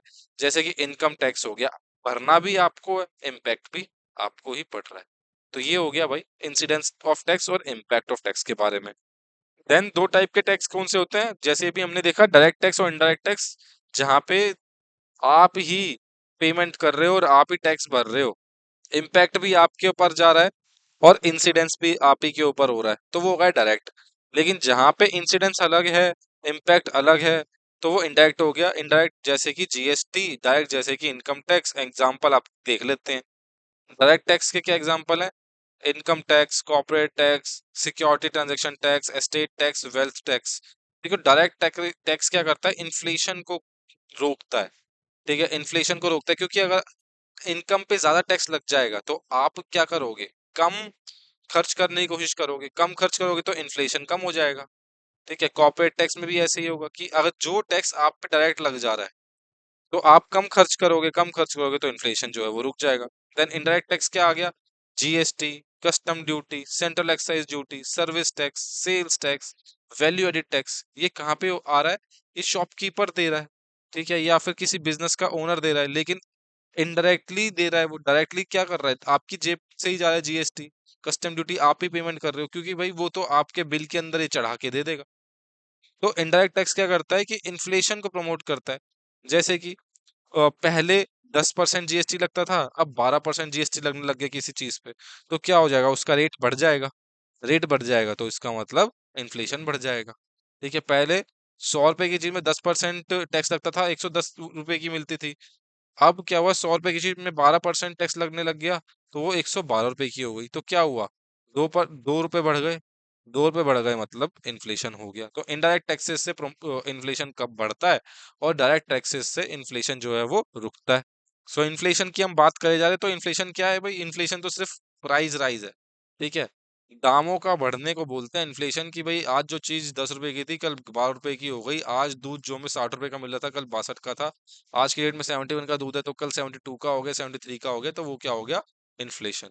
और ये क्या होता है, सस्टेन्ड प्राइस राइज होता है जनरल लेवल ऑफ प्राइजेस में। ठीक है, कि भाई आज तेल जो है वो 100 रुपए का था, कल जो है वो 105 रुपए का मिलने लग गया, तो ये इन्फ्लेशन हो गया। देन दो चीजें आती है, डिसइन्फ्लेशन और डिफ्लेशन। इसमें क्या फर्क है, अब भाई डिफ्लेशन क्या होता है, जब इन्फ्लेशन जो है जीरो से कम हो जाए, इन्फ्लेशन फॉल्स बिलो जीरो। ठीक है, इन्फ्लेशन जब नेगेटिव में चला जाता है तो डिफ्लेशन हो जाएगा। लेकिन डिसइन्फ्लेशन क्या है, देखो आज की डेट में मैं बोलूं कि इन्फ्लेशन 4% है, और अगले 6 महीने बाद मैं बोलूं इन्फ्लेशन जो है वो 3% हो गया, लेकिन इन्फ्लेशन तो हो रहा है, लेकिन कम हो रहा है। तो जब इन्फ्लेशन जो है वो अपना लेवल कम कर दे, ठीक है, लेकिन इन्फ्लेशन रहे, तो वो हो गया डिसइन्फ्लेशन। अब इन्फ्लेशन कम होते होते जीरो से ही कम चला गया, डिसइन्फ्लेशन होते होते जीरो से ही कम चला गया, तो हम बोलेंगे कि भाई डिफ्लेशन हो गया। अब इन्फ्लेशन मैंने क्या बताया था, इन्फ्लेशन बताया है कि भाई पैसों में बढ़ रहा है, कोई भी कमोडिटी जो है उसके प्राइस बढ़ रहे हैं, वो होगा हमारा इन्फ्लेशन। सो इन्फ्लेशन जो है दो टाइप से बढ़ता है, या तो आप डिमांड कर करके इन्फ्लेशन बढ़ा दो, या फिर कॉस्ट बढ़ बढ़ के इन्फ्लेशन बढ़ गया। जैसे कि क्या है, कि जमीन के दाम आज 100 रुपए 1 लाख रुपए एक गज की जमीन जो है वो 1 लाख रुपए एकड़ है। ठीक है। अब यहाँ पर आपके पास, आपने बोला कि नहीं भाई मैं तो इस जमीन का प्राइस लगाता हूँ 2 लाख रुपए एकड़। ठीक है। या फिर 2 लाख रुपए गज, तो मतलब आप डिमांड ज्यादा है, डिमांड ज्यादा है तो इसका मतलब उस जब डिमांड की वजह से इन्फ्लेशन हो रहा है तो उसको बोलते हैं भाई डिमांड पुल इन्फ्लेशन। ठीक है। कॉस्ट पुल इन्फ्लेशन क्या हो गया कि जब कमोडिटीज के फैक्टर्स ऑफ प्रोडक्शन में की कॉस्ट बढ़ रही है, जैसे कि तेल बढ़ गया, पेट्रोल के दाम बढ़ गए, पेट्रोल के दाम बढ़ गए जी, तो क्या हो गया, ट्रांसपोर्टेशन महंगा हो गया, ट्रांसपोर्टेशन महंगा हो गया तो क्या हो गया, जो प्याज आपको कल 100 रुपए की मिल रही थी आज आपको 150 रुपए की मिलने लगी, क्योंकि पेट्रोल जो था वो 90 रुपए से 100 रुपए चला गया। जैसे ही 90 रुपए से 100 रुपए चला गया, ट्रांसपोर्टेशन बढ़ गया, तो 100 रुपए की आपको जो दाल थी वो 150 रुपए में मिलने लगी, तो क्या हुआ, कॉस्ट पुश कर रही है इसको। इस इन्फ्लेशन को क्या हो रहा है, डिमांड की, डिमांड तो उतनी रही, डिमांड रिमेन्स द सेम। ठीक है, डिमांड जो है वो सेम है, लेकिन जो कॉस्ट है वो बढ़ रही है, इस वजह से इन्फ्लेशन आ रहा है, तो ये हो गया हमारा कॉस्ट पर इन्फ्लेशन। देन भाई एक चीज होती है हेल्दी रेंज ऑफ इन्फ्लेशन। ये बोला जाता है कि किसी भी डेवलप इकोनॉमी को, या फिर इकोनॉमी अगर अच्छी चल रही है तो प्राइस जो है वो बढ़ने तो चाहिए ही चाहिए। ठीक है, अगर प्राइस घट रहे हैं तो फिर वो इकोनॉमी की डेवलपमेंट में साथ नहीं देते हैं।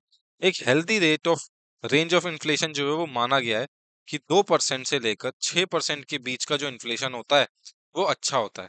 ठीक है, तो ओवरऑल 4% का इन्फ्लेशन जो है वो सही रहेगा।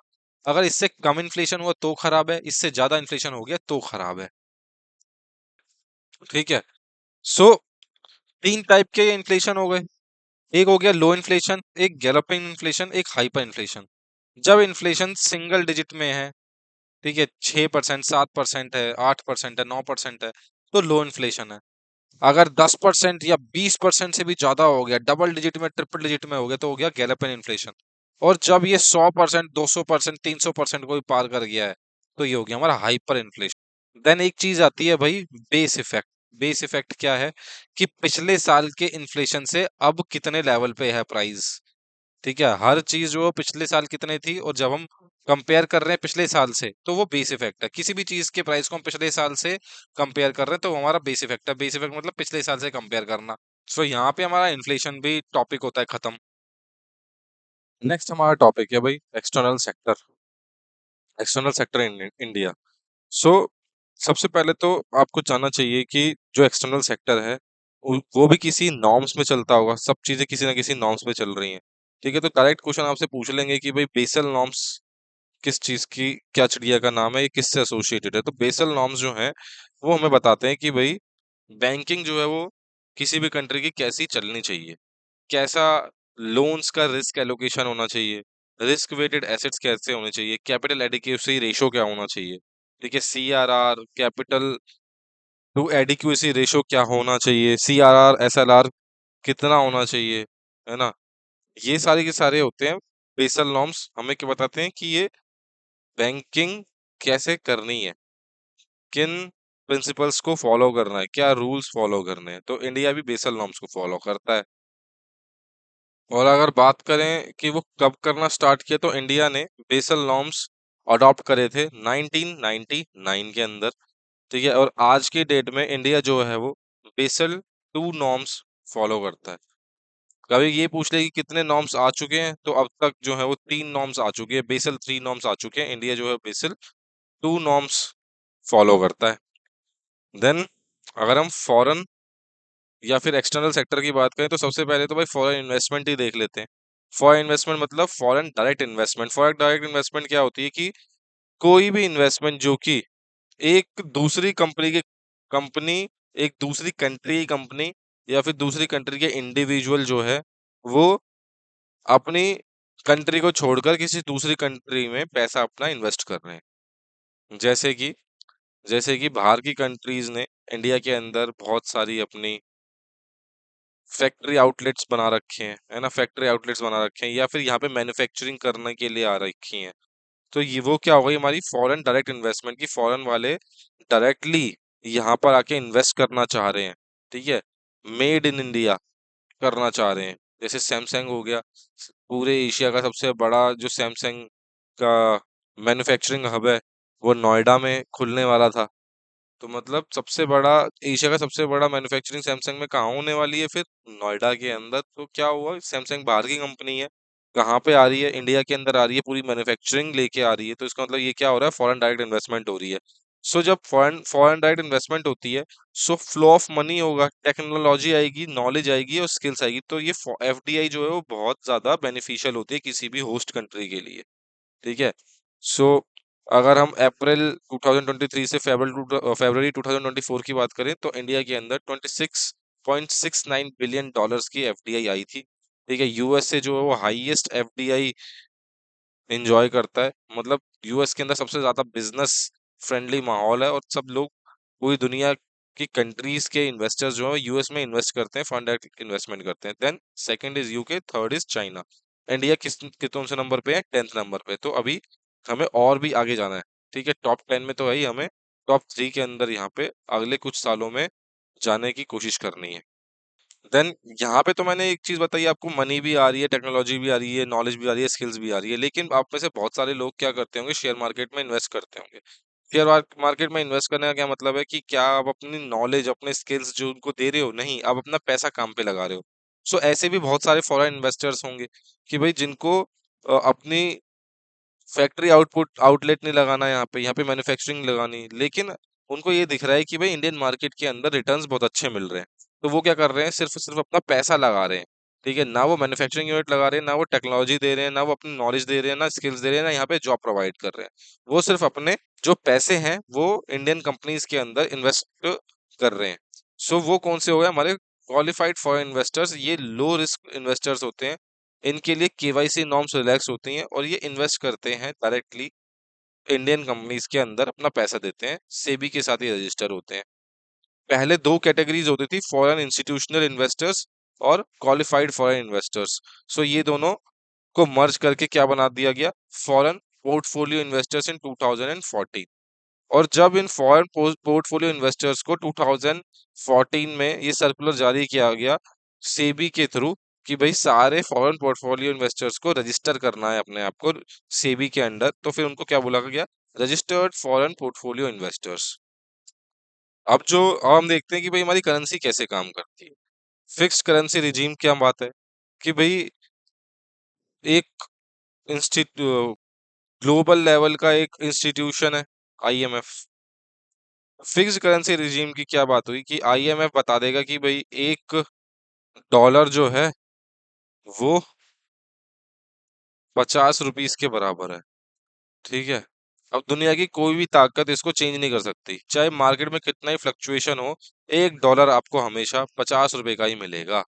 ठीक है। तो ये क्या हो गया, आपने करेंसी को फिक्स कर दिया। सो यहाँ पे फिक्स कौन कर रहा है, आईएमएफ फिक्स कर रहा है।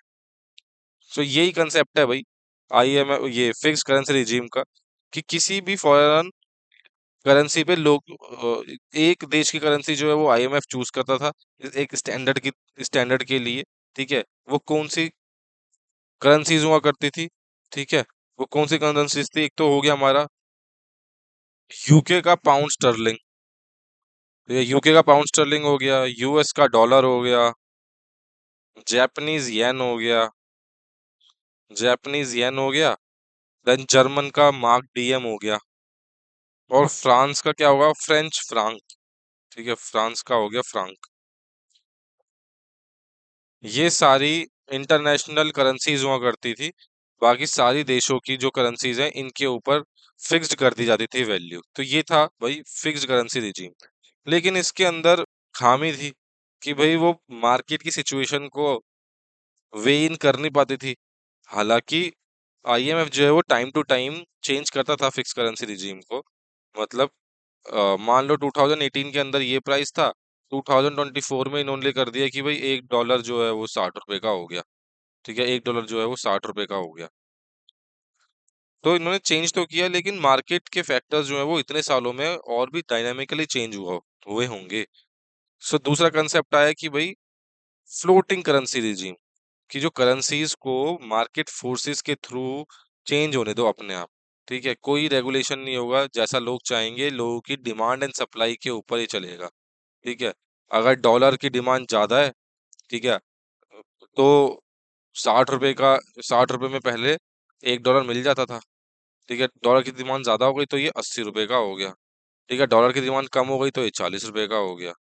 तो ये डिमांड एंड सप्लाई पे चल रहा था फ्लोटिंग करेंसी रिजीम। देन हमेशा क्या होता है, दो एक्सट्रीम लेते हैं, बिल्कुल फिक्स्ड हुआ, फिर फ्लोटिंग हुआ, देन आ गया भाई मैनेज्ड। मैनेज्ड में क्या बोला कि भाई हम फिक्स भी रखेंगे और मार्केट के सप्लाई और डिमांड के ऊपर भी चलेंगे। ठीक है, तो मैनेज रखेंगे ओवरऑल कि भाई ऐसा नहीं है कि डिमांड सप्लाई बहुत ज्यादा हो गई है तो 100 रुपए का डॉलर हो गया है, ऐसा नहीं है। ये इन्होंने क्या बोला कि एक लिमिट तक फ्लोट होने देंगे, 1 मिनट तक फ्लोट होने देंगे। लेकिन अगर वो लिमिट आपको लग रहा है, गवर्नमेंट को लग रहा है कि भाई ये लिमिट जो है वो पार हो रही है, तो फिर वो मैनेज करना शुरू कर देंगे। ठीक है, फिर उसको फिक्स्ड कर देंगे, भाई इससे ऊपर नहीं जा सकते हो आप। कि भाई गवर्नमेंट ने फिक्स कर दिया, चाहे कितनी डिमांड एंड सप्लाई हो जाए, 80 रुपए का, 80 रुपए पर डॉलर से ज्यादा हम नहीं देंगे। ठीक है, और इसकी लोअर लिमिट भी सेट कर दी कि 40 रुपए से कम नहीं होने देंगे। ठीक है, तो क्या हुआ, मैनेज कर दिया। ठीक है, मैनेज कर दिया और फ्लोट भी होने दिया, एक लिमिट तक फ्लोट होने दिया। तो ये आज की डेट में ये बहुत बढ़िया प्रैक्टिस है। देन छोटा सा प्यारा सा कंसेप्ट है डेप्रिसिएशन एंड अप्रिसिएशन का। अगर इंडियन रुपी 2023 के अंदर क्या था, 70 रुपए, 70 रुपए में आप $1 ले पा रहे थे। ठीक है, 2024 के अंदर आप 80 रुपए में $1 ले पा रहे हो। तो इसका मतलब क्या हुआ, आप ज्यादा पैसों में उतना ही डॉलर ले रहे हो। तो इसका मतलब क्या हुआ, पैसा जो है वो वीक हो गया डॉलर के मुकाबले। इसका मतलब पैसा जो है वो डेप्रिशिएट हो गया।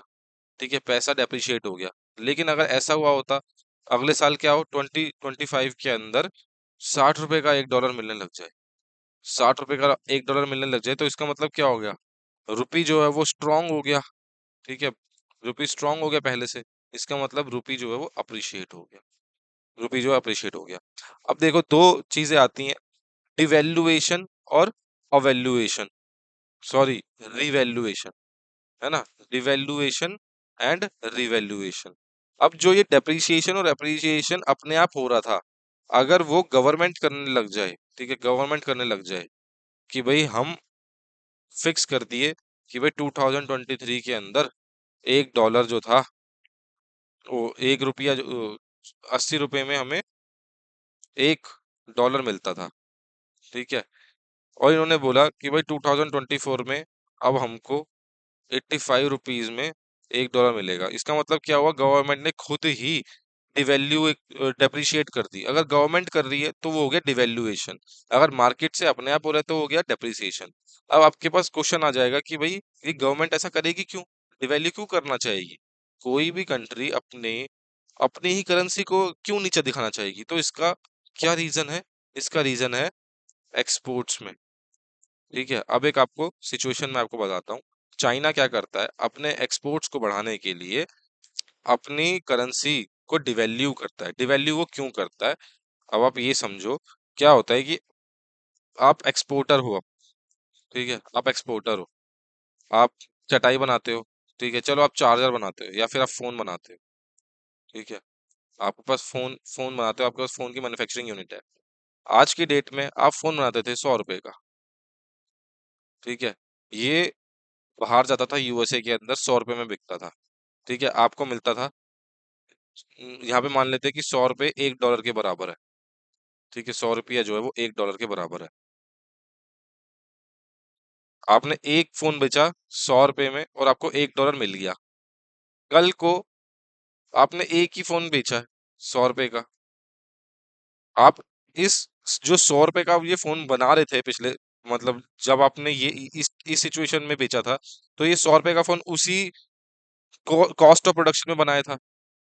गवर्नमेंट ने अब क्या बोला कि $1 जो है वो 150 रुपए का है। ठीक है, $1 जो है वो 150 रुपए का है। इसका मतलब क्या किया, गवर्नमेंट ने डिवैल्यू कर दिया, है ना, गवर्नमेंट ने जानबूझ के डिवैल्यू कर दिया। अब आपको क्या है होगा, अब आपने वही फोन जो है जो आपने 100 रुपए में बेचा था, आपने वो यूएस भेजा, यूएस ने आपको $1 पे किया, आपने कन्वर्ट कितने में ले लिया, 150 रुपए आपको उस डॉलर के मिल गए। तो इसका मतलब क्या हुआ, आपने उसी उसी कॉस्ट ऑफ प्रोडक्शन में 50 रुपए एक्स्ट्रा कमा लिए। इसका मतलब क्या होगा, आपको और उत्साह बढ़ेगा आपका, क्योंकि प्रॉफिट जो है वो बहुत बढ़ गया, प्रॉफिट आपका इंक्रीज हो गया, क्योंकि ये डिवैल्यूएशन में क्या हुआ, आपने कुछ भी नहीं बढ़ाया अपने आप से आपने कुछ भी नहीं बढ़ाया, फिर भी आपको पैसे ज्यादा मिल गए, तो अब आप क्या करोगे, अपना प्रोडक्शन बढ़ाओगे।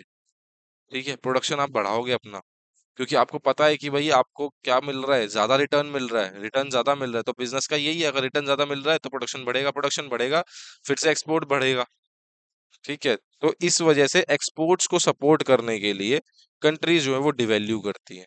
रिवैल्यू का क्या मतलब है, वही उल्टा हो गया कि गवर्नमेंट जो है वो जानबूझ के रिवैल्यू कर रही है कि भाई 2024 के अंदर गवर्नमेंट ने बोला कि भाई 70 रुपए का हो जाएगा $1, तो ये क्या कर रही है, रुपये को गवर्नमेंट जो है वो रिवैल्यू कर रही है। ठीक है, अप्रिसिएशन बाय गवर्नमेंट, या फिर बोल देंगे कि डेलिबरेटली अप्रिसिएशन जब किया जाए तो वो हो गया रिवैल्यूएशन। अब ये जो एक्सपोर्ट हो रहे हैं, इंपोर्ट हो रहे हैं, इसका कोई अकाउंट भी बनाता होगा, है ना, ये सारी जो ट्रांजैक्शन हो रही हैं ये किसी अकाउंट से हो रही होंगी। सो ये जो सारी ट्रांजैक्शन हो रही हैं फॉरेन करेंसी के अंदर, वो कहाँ होती हैं, करंट अकाउंट के अंदर। ठीक है, जो भी ट्रांजैक्शन फॉरेन करेंसी में हो रही हैं वो कहाँ हो रही हैं, हमारी करंट अकाउंट के अंदर। ठीक है, कभी कभी क्वेश्चन पूछ लेते हैं कि इनमें से कौन सा करंट अकाउंट का पार्ट है, तो क्या क्या होते हैं उसमें, एक्सपोर्ट, इंपोर्ट, इंटरेस्ट पेमेंट, कि मैंने आपको पहले ही बताया था कि भाई बाहर की जो लोग हैं या फिर कंपनीज हैं, वो इंडियन बैंक से अगर लोन ले रही हैं तो उनको वो इंटरेस्ट पेमेंट करनी पड़ेगी। सो जो इंटरेस्ट पेमेंट डॉलर में कर रही है, पाउंड में कर रही है, येन में कर रही है, रेनमिनबी में कर रही है, तो वो इंटरेस्ट पेमेंट जिस भी फॉरेन करेंसी में कर रही है वो कहाँ पे आ रहा है, करंट अकाउंट के अंदर आ रहा है। देन प्राइवेट रेमिटेंसेस, ये भी मैंने आपको बता दिया, प्राइवेट रेमिटेंसेस क्या होता है कि बाहर वाले लोग जो हैं वो बाहर काम कर रहे हैं और घर वालों को पैसे भेज रहे हैं दूसरी करेंसी में। ठीक है, ट्रांसफर्स कर रहे हैं दूसरी करेंसी के अंदर, सो वो कहाँ पे आ रहे हैं, ये करंट अकाउंट में आ रहा है। क्वेश्चन आ सकता है बहुत ही यूनिक कि भाई इंडिया जो है वो हमेशा करंट अकाउंट डेफिसिट में रहता है, लेकिन ऐसे इंडिया के इतिहास में सिर्फ 3 ईयर हुआ करते थे जिसमें इंडिया जो है करंट अकाउंट सरप्लस में था। ठीक है, करंट अकाउंट सरप्लस में था, तो सरप्लस में कब था, 2000 से 2003 के बीच में, लगातार 3 साल कंजिक्यूटिव ईयर जो है, 2000 2001 2002 2003 में करंट अकाउंट सरप्लस में था इंडिया। देन हमारा आ गया कैपिटल अकाउंट। इसमें क्या हो रहा है, कैपिटल अकाउंट में वो फॉरेन करेंसी वाली वो यहाँ पे ट्रांजैक्शन हो रही है जो कि लॉन्ग टर्म वाली हैं। ठीक है, लॉन्ग टर्म है। करंट अकाउंट में क्या हो रहा है, रोज इंपोर्ट हो रहा है, रोज एक्सपोर्ट हो रहा है, इंटरेस्ट पेमेंट रोज रोज आ रही है, प्राइवेट रेमिटेंसेज आ रहे हैं। ठीक है, सो ये कौन सी वाले फॉरेन करेंसी की ट्रांजैक्शंस हैं जो रोजमर्रा की जिंदगी में हो रही है, लेकिन लॉन्ग टर्म वाली जो फॉरेन करेंसी की ट्रांजैक्शंस हैं वो कैपिटल अकाउंट में होती हैं। जैसे कि बाहर की करेंसी वालों ने डिपॉजिट्स ही करना शुरू कर दिए। ठीक है, इंडियन बैंक्स में, कि बाहर जैसे कि आप जापान का एग्जांपल लो तो वहां पे बैंकों के अंदर पैसा डिपॉजिट करने में अब इंटरेस्ट देना पड़ता है। अब क्योंकि सिचुएशन वहां पे उल्टी हो गई है, लोग बहुत सेव कर चुके हैं वहां पे। आप एक सिचुएशन देखो कि अगर आप बैंक में पैसा डाल रहे हो और बैंक आपका पैसा काटना शुरू कर दे बेवजह, तो आप क्या बैंक में पैसा डालोगे, नहीं डालोगे। ठीक है, तो आप क्या सोचोगे, भाई हमारे देश के बैंक तो पागल हो गए, हम बाहर की बैंक्स में अपना पैसा डालेंगे। ठीक है, तो बाहर की बैंक में अगर आप पैसा डाल रहे हो तो वो लॉन्ग टर्म के लिए डाल रहे हो, तो वो कहाँ पे आ गया, कैपिटल अकाउंट के अंदर। तो करेंसी डिपॉजिट्स हो गए, एक्सटर्नल बॉन्ड्स हो गए, अगर कोई हमारी गवर्नमेंट जो है वो बॉन्ड इशू कर रही है बाहर के लोगों के लिए, तो वो हो गए, एक्सटर्नल बॉन्ड्स हो गए। एफडीआई हो गया, क्योंकि एफडीआई लॉन्ग टर्म है। देन सिक्योरिटी मार्केट इन्वेस्टमेंट हो गया, क्वालिफाइड फॉरेन इन्वेस्टर्स करते हैं जो, तो क्वालिफाइड फॉरेन इन्वेस्टर्स जो इन्वेस्टमेंट कर रहे हैं, वो हो गया हमारा कैपिटल अकाउंट के अंदर। ठीक है, अब ये इस अकाउंट की एक खास बात ये रहती है कि इसके अंदर हम डेफिसिट और सरप्लस नहीं देखते हैं। डेफिसिट, सरप्लस इसके अंदर नहीं देखा जाता है। किस में देखा जाता है, करंट अकाउंट में देखा जाता है, क्योंकि वही हमारा इंपोर्ट एक्सपोर्ट वाला काम वही देख रहा है। तो अगर हम ज्यादा एक्सपोर्ट करेंगे तो ये हमारा सरप्लस में आएगा, अगर हम ज्यादा इंपोर्ट करेंगे तो ये क्या आ जाएगा, डेफिसिट में आ जाएगा। तो आज की डेट में आज भी हम बाहर से ज्यादा इंपोर्ट कर रहे हैं, इसलिए डेफिसिट में है। देन आ गया भाई balance of payment. Balance of payment का क्या फंडा है? इसका ये फंडा है कि भाई जैसे आप ट्रेड कर रहे हो, कोई नॉर्मल दुकानदार ट्रेड करता है, ठीक है, आपने दुकान खोली है और आपने 100 रुपए का सामान लेके आए थे, आपने उसको 150 रुपए में बेच दिया, तो आपको क्या हुआ? 50 रुपए का प्रॉफिट हो गया। ठीक है, तो ये हो गई भाई बहुत छोटी ट्रांजैक्शन। लेकिन पूरी कंट्री की ट्रांजैक्शन को अगर देखा जाए, कंट्री ने कितना टोटल ट्रांजैक्शन किया है एक साल के अंदर सारी दुनिया के साथ, ठीक है, टोटल ट्रांजैक्शन कितना किया है एक कंट्री ने एक साल में बाहर की दुनिया के साथ, वो तो हमारा बैलेंस अकाउंट या फिर बैलेंस ऑफ पेमेंट, सॉरी, वो तो हमारा बैलेंस ऑफ पेमेंट। अगर आपने एक्सपोर्ट ज्यादा किए होंगे तो ये बैलेंस ऑफ पेमेंट जो होगा वो पॉजिटिव में होगा, सरप्लस में होगा। अगर आपने इंपोर्ट ज्यादा किए होंगे, एक्सपोर्ट कम किएंगे, तो ऑब्वियसली आपने ज्यादा पेमेंट करी होगी, तो ये नेगेटिव में हो जाएगा। अगर बहुत ही रेयर सिचुएशन में ये जीरो भी हो सकता है कि भाई जितना आपने एक्सपोर्ट किया था उतने का ही आपने इंपोर्ट कर दिया, तो ये जीरो हो गया। ठीक है, सो ये फंडा है भाई बहुत ही सिंपल बैलेंस ऑफ पेमेंट का। देन भाई कन्वर्टिबिलिटी हमने अभी देखा था कि भाई डेप्रिसिएशन और डिवैल्यूएशन, रिवैल्यूएशन और एप्रिसिएशन। सो कन्वर्टिबिलिटी भी, ये जो करंट अकाउंट और कैपिटल अकाउंट अभी हमने पढ़े हैं, ये अगर मार्केट फोर्सेस के थ्रू, मतलब बिना गवर्नमेंट के रेगुलेशन के कन्वर्टेबल हैं, कि मतलब इंडिया का जो रुपी है, रुपी जो है वो डॉलर के अंदर डिमांड और सप्लाई पे चल रहा है इस करंट अकाउंट में, तो वो क्या होगा? फुल कन्वर्टेबल होगा, मतलब ये फुल कन्वर्टिबिलिटी है। अगर रुपी और डॉलर जो है वो अपने आप मार्केट फोर्सेस के थ्रू गवर्न नहीं हो रहे हैं और गवर्नमेंट जो है वो उनको मैनेज कर रही है, सो वो फुल कन्वर्टेबल है ही नहीं। ठीक है, तो ये होती है भाई कन्वर्टिबिलिटी की बात, कि अगर कन्वर्टिबिलिटी मतलब आप रुपी को डॉलर में कन्वर्ट कर रहे हैं, और जो जो एक्सचेंज रेट है वो अगर गवर्नमेंट बता रही है, तो वो कन्वर्टिबल फुल्ली है नहीं, वो पार्शियल कन्वर्टिबिलिटी है। फुल्ली कन्वर्टिबल मतलब मार्केट फोर्सेस के थ्रू, डिमांड एंड सप्लाई के थ्रू कन्वर्टिबिलिटी हो रही है। सो करंट अकाउंट और कैपिटल अकाउंट में ये एक और नया कंसेप्ट रहता है। सो करंट अकाउंट में कभी कभी आपसे पूछ सकते हैं कि ये फुल्ली कन्वर्टिबल है या पार्शियली कन्वर्टिबल है। सो 1994 के अंदर करंट अकाउंट को फुल्ली कन्वर्टेबल बता दिया गया था, फुल्ली कन्वर्टेबल कर दिया था, क्योंकि ये जो करंट अकाउंट है ये रोजमर्रा की ट्रांजैक्शन कर रहा है, करंट अकाउंट में रोज ट्रांजैक्शन हो रही है, तो फुल्ली कन्वर्टेबल होना चाहिए कि मार्केट फोर्सेस से गवर्न होगा, डिमांड एंड सप्लाई से ये गवर्न होगा। लेकिन करंट अकाउंट के बात को छोड़ के हम कैपिटल अकाउंट में आए, तो ये जो कैपिटल अकाउंट है ये लॉन्ग टर्म का है। ठीक है, लॉन्ग टर्म का है, और अगर हम लॉन्ग टर्म की चीज जो है वो फुल्ली कन्वर्टेबल कर देंगे, सो इंडियन मार्केट जो थी उस टाइम पे वॉलेटाइल थी, तो हमारे गवर्नमेंट ने सोचा कि फुल्ली कन्वर्टेबल हम कैपिटल अकाउंट नहीं कर सकते, क्योंकि ये लॉन्ग टर्म में हमको देखना है। तो लॉन्ग टर्म में देखते हुए एसएस तारापुर कमेटी बहुत इंपॉर्टेंट है, ठीक है, कभी पूछी जा सकती है कि ये किसके ऊपर है, तो ये कैपिटल अकाउंट कन्वर्टिबिलिटी के ऊपर थी, और इन्होंने रिकमेंड किया कि अभी इंडियन मार्केट जो है वो फुल्ली कन्वर्टिबिलिटी के लिए तैयार नहीं है, तो पार्शियल कन्वर्टिबिलिटी होनी चाहिए। ठीक है, सो 40% और 60% का ये रेशो रहता है इसमें। 40% जो है वो डिमांड सप्लाई पे चलती है, 60% जो है वो गवर्नमेंट बताती है। ठीक है, तो ये क्या है?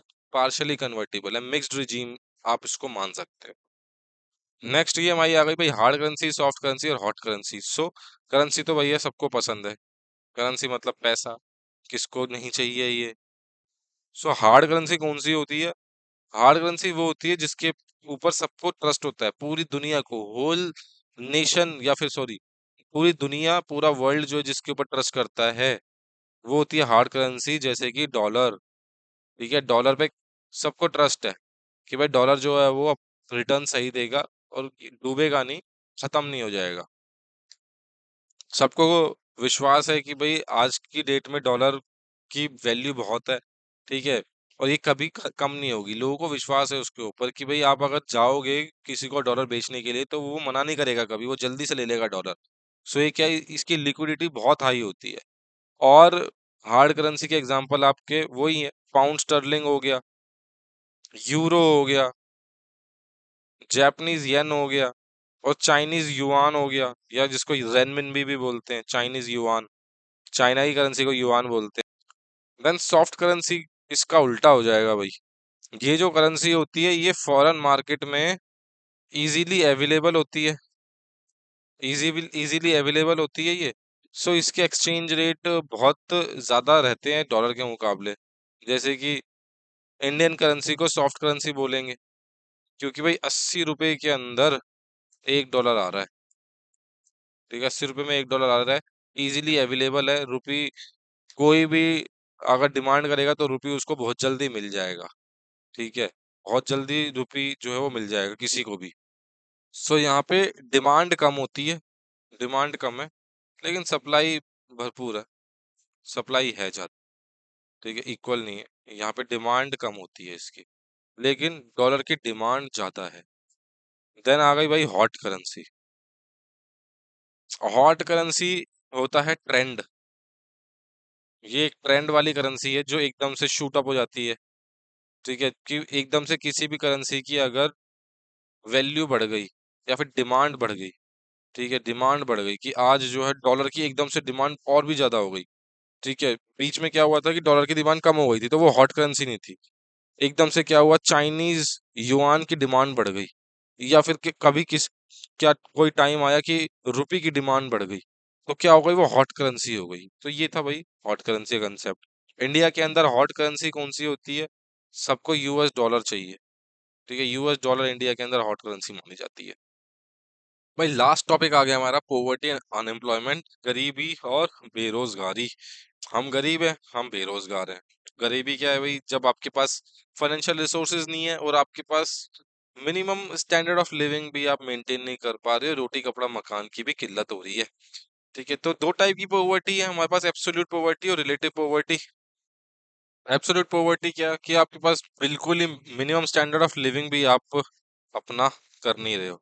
ठीक है, आप मिनिमम खाना पीना भी सही से नहीं हो पा रहा, तो एब्सोल्यूट पॉवर्टी है। रिलेटिव पॉवर्टी मतलब आप किसी अपने पड़ोसी से गरीब हो। ठीक है, आप कह रहे हो कि भाई मैं मेरे पास तो कम पैसा अपने पड़ोसी से, तो मतलब आप किसी के रिलेशन में, किसी किसी के रिलेशन में आप अपनी बात कर रहे हो, या फिर कोई आपके रिलेशन में बोल रहा है कि भाई मैं तो फलाने फलाने आदमी से गरीब हूँ। सो ये आप किसी के किसी और के संदर्भ में बोल रहे हो, तो ये हमारी रिलेटिव पॉवर्टी हो गई। अब पॉवर्टी मेजर कैसे करते हैं? पर कैपिटा कंजम्पशन पे, कि एक आदमी कितना कंजम्प कर रहा है, उसका कंजम्पशन एक्सपेंडिचर एक लाइन फिक्स कर दी गई है। ठीक है, पॉवर्टी लाइन जिसको बोल रहे हैं। ठीक है, उस पॉवर्टी लाइन के ऊपर वाले जो लोग हैं वो अबव पॉवर्टी लाइन है, एपीएल, अबव पॉवर्टी लाइन। और अगर वो उस पॉवर्टी लाइन के नीचे फॉल कर रहे हैं तो वो हो गया भाई बिलो पॉवर्टी लाइन, एक लाइन फिक्स कर दी गई है। इसके ऊपर वाले ठीक वाले लोग हैं, एबीएल है, और ये क्या है, बीपीएल लोग हैं, बिलो पॉवर्टी लाइन। डेटा कौन ये पब्लिश करता है? कंज्यूमर एक्सपेंडिचर का एनएसएसओ। ठीक है, नेशनल सैंपल सर्वे ऑफिस। अब पॉवर्टी को नापना क्यों जरूरी है? क्योंकि भाई इंडिया जो है वो एक पुअर नेशन था। इंडिपेंडेंस के बाद हमारे पास बहुत ज्यादा गरीबी थी, तो हम जाने तो सही कि भाई इंडिया में कितनी पॉवर्टी है। पॉवर्टी लाइन हर देश की अलग अलग होती है, ये भी जानना आपको बहुत जरूरी है।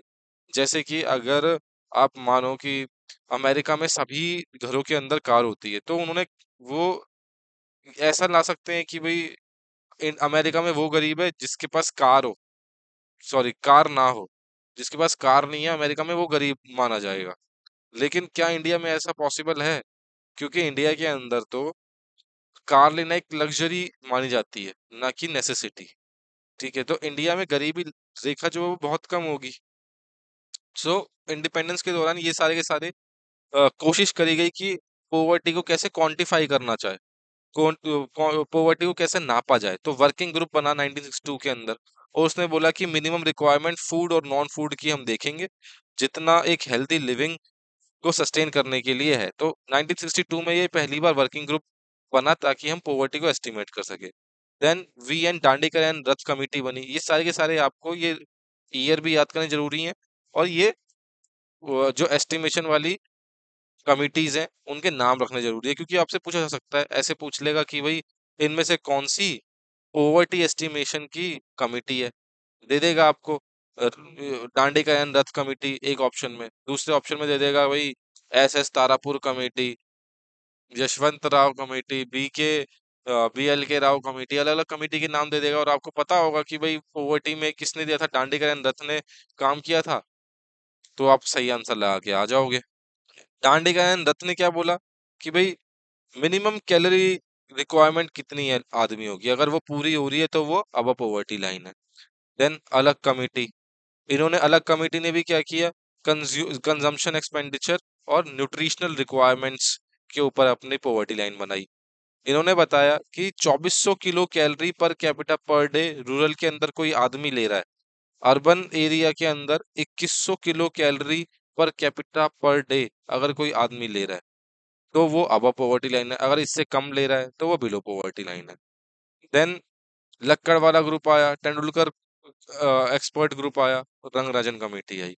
ठीक है, ये तीन ग्रुप आए, इनमें से इंपॉर्टेंट हमारे अंदर क्या है, तेंदुलकर एक्सपर्ट ग्रुप, क्योंकि आज भी पॉवर्टी लाइन जो है वो इसी ग्रुप के निर्धारित रूल्स पर टिकी हुई है। रंगराजन कमेटी ने भी दी थी 2014 में, जिनकी रिकमेंडेशन मानी नहीं गई थी। ठीक है, तो तेंदुलकर एक्सपर्ट ग्रुप के अकॉर्डिंग क्या है, 2011-12 के हिसाब से अगर रूरल के अंदर कोई 816 रुपए कमा रहा है, सॉरी, खर्च कर रहा है, 816 रुपए खर्च कर रहा है रूरल के अंदर एक, इसमें 816 रुपए खर्च कर रहा है एक महीने में, पर मंथ का ही है। रूरल में 816 रुपए खर्च कर रहा है एक महीने के अंदर, तो वो पुअर नहीं है। और अर्बन एरियाज में 1000 रुपए पर मंथ खर्च कर रहा है तो वो पुअर नहीं है, अगर इससे कम कर रहा है तो वो पुअर है। ठीक है, तो इंडिया में पॉवर्टी लाइन बहुत ही ज्यादा नीचे स्तर पर दिखाई गई, ताकि हम ये दिखा सके भाई कि हम पुअर नहीं है, हम गरीबी रेखा से ऊपर आ गए हैं। ठीक है, सो ये गरीबी रेखा, क्या आपको लगता है कि अगर कोई 1100 रुपए कर रहा है खर्च महीने महीने में, तो क्या वो गरीब नहीं है? सो ये अलग चीज का डिस्कशन है। ठीक है, ये पॉलिसी मैटर डिस्कशन है, हमें तो अपने एग्जाम पॉइंट ऑफ व्यू से देखना है कि भाई आज की डेट में पॉवर्टी लाइन कौन स्टेब्लिश करता है, तेंदुलकर ग्रुप, इसी के बेसिस पे गरीबी रेखा चल रही है। देन दुनिया में सबसे इम्पोर्टेंट इंडेक्स है भाई, global multi dimensional poverty index. इन्होंने बोला कि गरीबी के ये तीन डायमेंशंस हैं, हेल्थ, एजुकेशन और स्टैंडर्ड ऑफ लिविंग। इन तीनों के ऊपर पॉवर्टी देखी जानी चाहिए। हेल्थ के दो पैरामीटर्स हैं, न्यूट्रिशन और चाइल्ड मोर्टेलिटी। एजुकेशन के दो पैरामीटर्स हैं, ईयर्स ऑफ स्कूलिंग और स्कूलिंग अटेंडेंस। और लिविंग स्टैंडर्ड्स की ये छह पैरामीटर्स हैं, cooking fuel, sanitation, drinking water, electricity, housing और एसेट्स। इनके ऊपर अगर हम पॉवर्टी की बात कर रहे हैं तो मतलब हम बहुत सारे डायमेंशंस की बात कर रहे हैं पॉवर्टी के रिलेशन में। सो इनके ऊपर जब हम पॉवर्टी की बात कर रहे हैं तो ये क्या हो गया, मल्टी डायमेंशनल पॉवर्टी इंडेक्स। और जब हम ग्लोबली बात कर रहे हैं, ग्लोबली कंट्रीज को कंपेयर कर रहे हैं, तो वो क्या हो रहा है, global multi dimensional poverty index. तो क्वेश्चन आ सकता है कि भाई ये global multi dimensional poverty index जो है वो कौन रिलीज करता है, तो वो रिलीज करता है भाई OPHI। OPHI क्या फुल फॉर्म है, Oxford poverty and human development initiative. ठीक है, तो ये रिलीज करता है। स्टैटिक पार्ट में आपको ये देखना पड़ेगा भाई 2024 के अंदर इंडिया की इस इंडेक्स में क्या रैंक थी। ठीक है, रैंक पूछ लेते हैं कभी भी। ठीक है, अगर मैं आपको रेंज बताऊं तो इंडिया जो है ना वो 60s की लाइन में फॉल करता है। ठीक है, जैसे कि 2022 की मैं अगर बात करूं तो वो 62 रैंक थी उसकी, तो 60s की रैंक में ये आया होगा इस साल भी। तो 2024 में देख लेना कि इस साल जो है वो global multi dimensional poverty index में इंडिया का प्लेस क्या था। ठीक है, अब आते हैं भाई बेरोजगारी पे। बेरोजगारी के टाइप्स देख लेते हैं, कभी कभी पूछे जा सकते हैं भाई स्ट्रक्चरल अनएम्प्लॉयमेंट क्या होती है। ये वो सिचुएशन है कि हमारे पास इंजीनियर्स तो बहुत सारे हैं, ठीक है, इंजीनियर्स तो बहुत सारे हैं और जॉब्स भी हैं, लेकिन इंजीनियर्स उस जॉब को फिल नहीं कर पा रहे क्योंकि उनके पास स्किल्स की कमी है। ठीक है, स्किल्स की कमी है, तो ये हो गया हमारा स्ट्रक्चरल अनएम्प्लॉयमेंट, कि भाई स्किल्स जो डिमांड करी जा रही हैं, स्किल्स जो डिमांड करी जा रही हैं वो अवेलेबल स्किल्स के अकॉर्डिंग नहीं है। ठीक है, अवेलेबल स्किल्स जो है वो स्किल डिमांड के अकॉर्डिंग नहीं है। सो ये हो गया भाई हमारा स्ट्रक्चरल अनएम्प्लॉयमेंट। देन आ गया भाई फ्रिक्शनल अनएम्प्लॉयमेंट, ट्रांजिशनल अनएम्प्लॉयमेंट। एक ही चीज है, क्या होता है जब हम जॉब स्विच कर रहे होते हैं, ठीक है, तो जॉब स्विच के दौरान जो बीच का अनएम्प्लॉयमेंट पीरियड होता है उसको बोलते हैं फ्रिक्शनल अनएम्प्लॉयमेंट। देन आ गया हमारा साइक्लिकल अनएम्प्लॉयमेंट। ये इकोनॉमिक साइकिल के ऊपर चलता है कि भाई बूम और बस्ट, या फिर जिसको बोलते हैं कि भाई रिसेशन या फिर एक्सपेंशन। रिसेशन के अंदर अनएम्प्लॉयमेंट बढ़ जाती है, एक्सपेंशन जब हो रहा है, जब इकोनॉमी जो है वो ऊपर जा रही है तो एम्प्लॉयमेंट कम हो रहा है। तो इकोनॉमिक साइकिल्स के ऊपर जब एम्प्लॉयमेंट डिपेंड करे तो वो क्या है, cyclical unemployment. Then under employment. Under employment का मतलब है कि आपने क्या किया, सॉफ्टवेयर इंजीनियर है और उसको रख लिया एज अ क्लर्क। तो इसका मतलब क्या है, उसकी एक्सपर्टीज को आप यूटिलाइज तो कर नहीं रहे हो। सॉफ्टवेयर इंजीनियर का मतलब उन्होंने क्या बोला कि भाई इसको तो वर्ड बहुत अच्छे से आता है, एमएस वर्ड बहुत अच्छे आता है, इसे टाइपिंग करवाओ। तो क्या सॉफ्टवेयर इंजीनियर इसी काबिल था कि भाई वो एमएस वर्ड पे काम करे? नहीं ना। तो ये क्या हुआ, अंडर एम्प्लॉयमेंट की, जब उसकी स्किल्स का पूरा यूटिलाइजेशन हो ही नहीं रहा है। तो ये हो गया भाई अंडर एम्प्लॉयमेंट। देन आगे डिसगाइज एम्प्लॉयमेंट, जो कि कहाँ पे ज्यादातर होती है, एग्रीकल्चर सेक्टर में। कि भाई 1 एकड़ की लैंड थी, 1 एकड़ की लैंड थी, वहां पे 5 लोग काम कर रहे थे। आज की डेट में उस 10 लोग काम कर रहे हैं, लेकिन आउटपुट कितना है, सेम है। सेम आउटपुट है, 5 लोग भी उतना आउटपुट दे रहे थे, 10 लोग भी उतना आउटपुट दे रहे हैं। तो इसका मतलब क्या है, 5 लोग जो है वो डिसगाइजडली अनएम्प्लॉयड है। इनको लग तो रहा है इन 5 लोगों को कि हम काम कर रहे हैं, लेकिन वो काम क्या कुछ कर रहे हैं? वो क्या प्रोडक्शन में हेल्प कर रहे हैं? तो वो क्या है, उसका आंसर है नो। तो ये हो गया भाई डिसगाइज अनएम्प्लॉयमेंट। देन आ गया भाई हिडन अनएम्प्लॉयमेंट। हिडन अनएम्प्लॉयमेंट का क्या मतलब है कि भाई ऐसा भी हो सकता है कि जो इंडिविजुअल्स हैं वो एम्प्लॉयमेंट सीख ही ना कर रहे हो। वो कह रहे हो कि भाई मेरे को एम्प्लॉयमेंट की कोई जरूरत नहीं है, मैं अपने में सफिशिएंट हूँ, मेरे पापा ने बहुत पैसा कमा लिया है। कोई भी रीजन हो सकता है कि भाई लड़कियां बोल रही हैं कि भाई हमें घर पे हाउसवाइफ बन के रहना है, या फिर लड़के बोल रहे हैं कि भाई मेरी बीवी तो भाई आईएएस है, मेरे को पढ़ने की क्या जरूरत है, ठीक है मैं अपने घर पे अपना घर बार चलाऊंगा, बीवी अपना डिस्ट्रिक्ट चलाएगी। तो ये हो गई भाई हिडन अनएम्प्लॉयमेंट। किसी भी रीजन के थ्रू बाप का पैसा, बीवी का पैसा, पति का पैसा, कोई एक बंदा तो कमा ही रहा होगा ना, तभी तो अनएम्प्लॉयमेंट आएगी, या फिर किसी एक जनरेशन ने पैसा कमाया होगा। तो वो हो गई हिडन अनएम्प्लॉयमेंट, की आप एम्प्लॉयमेंट ही सर्च नहीं कर रहे हो। सो यहाँ पे हमने देखो इकोनॉमिक्स कर लिया है, इकोनॉमिक्स के मैक्सिमम टॉपिक्स हमने बहुत अच्छे से कवर कर लिए हैं। ठीक है, तो अच्छे से आपने ये सुना होगा तो बहुत सारी चीजें आपको समझ में आई होंगी। तो अच्छे से पढ़ते रहिए, इस साल सिलेक्शन लीजिए। ऑल द बेस्ट, जय हिंद।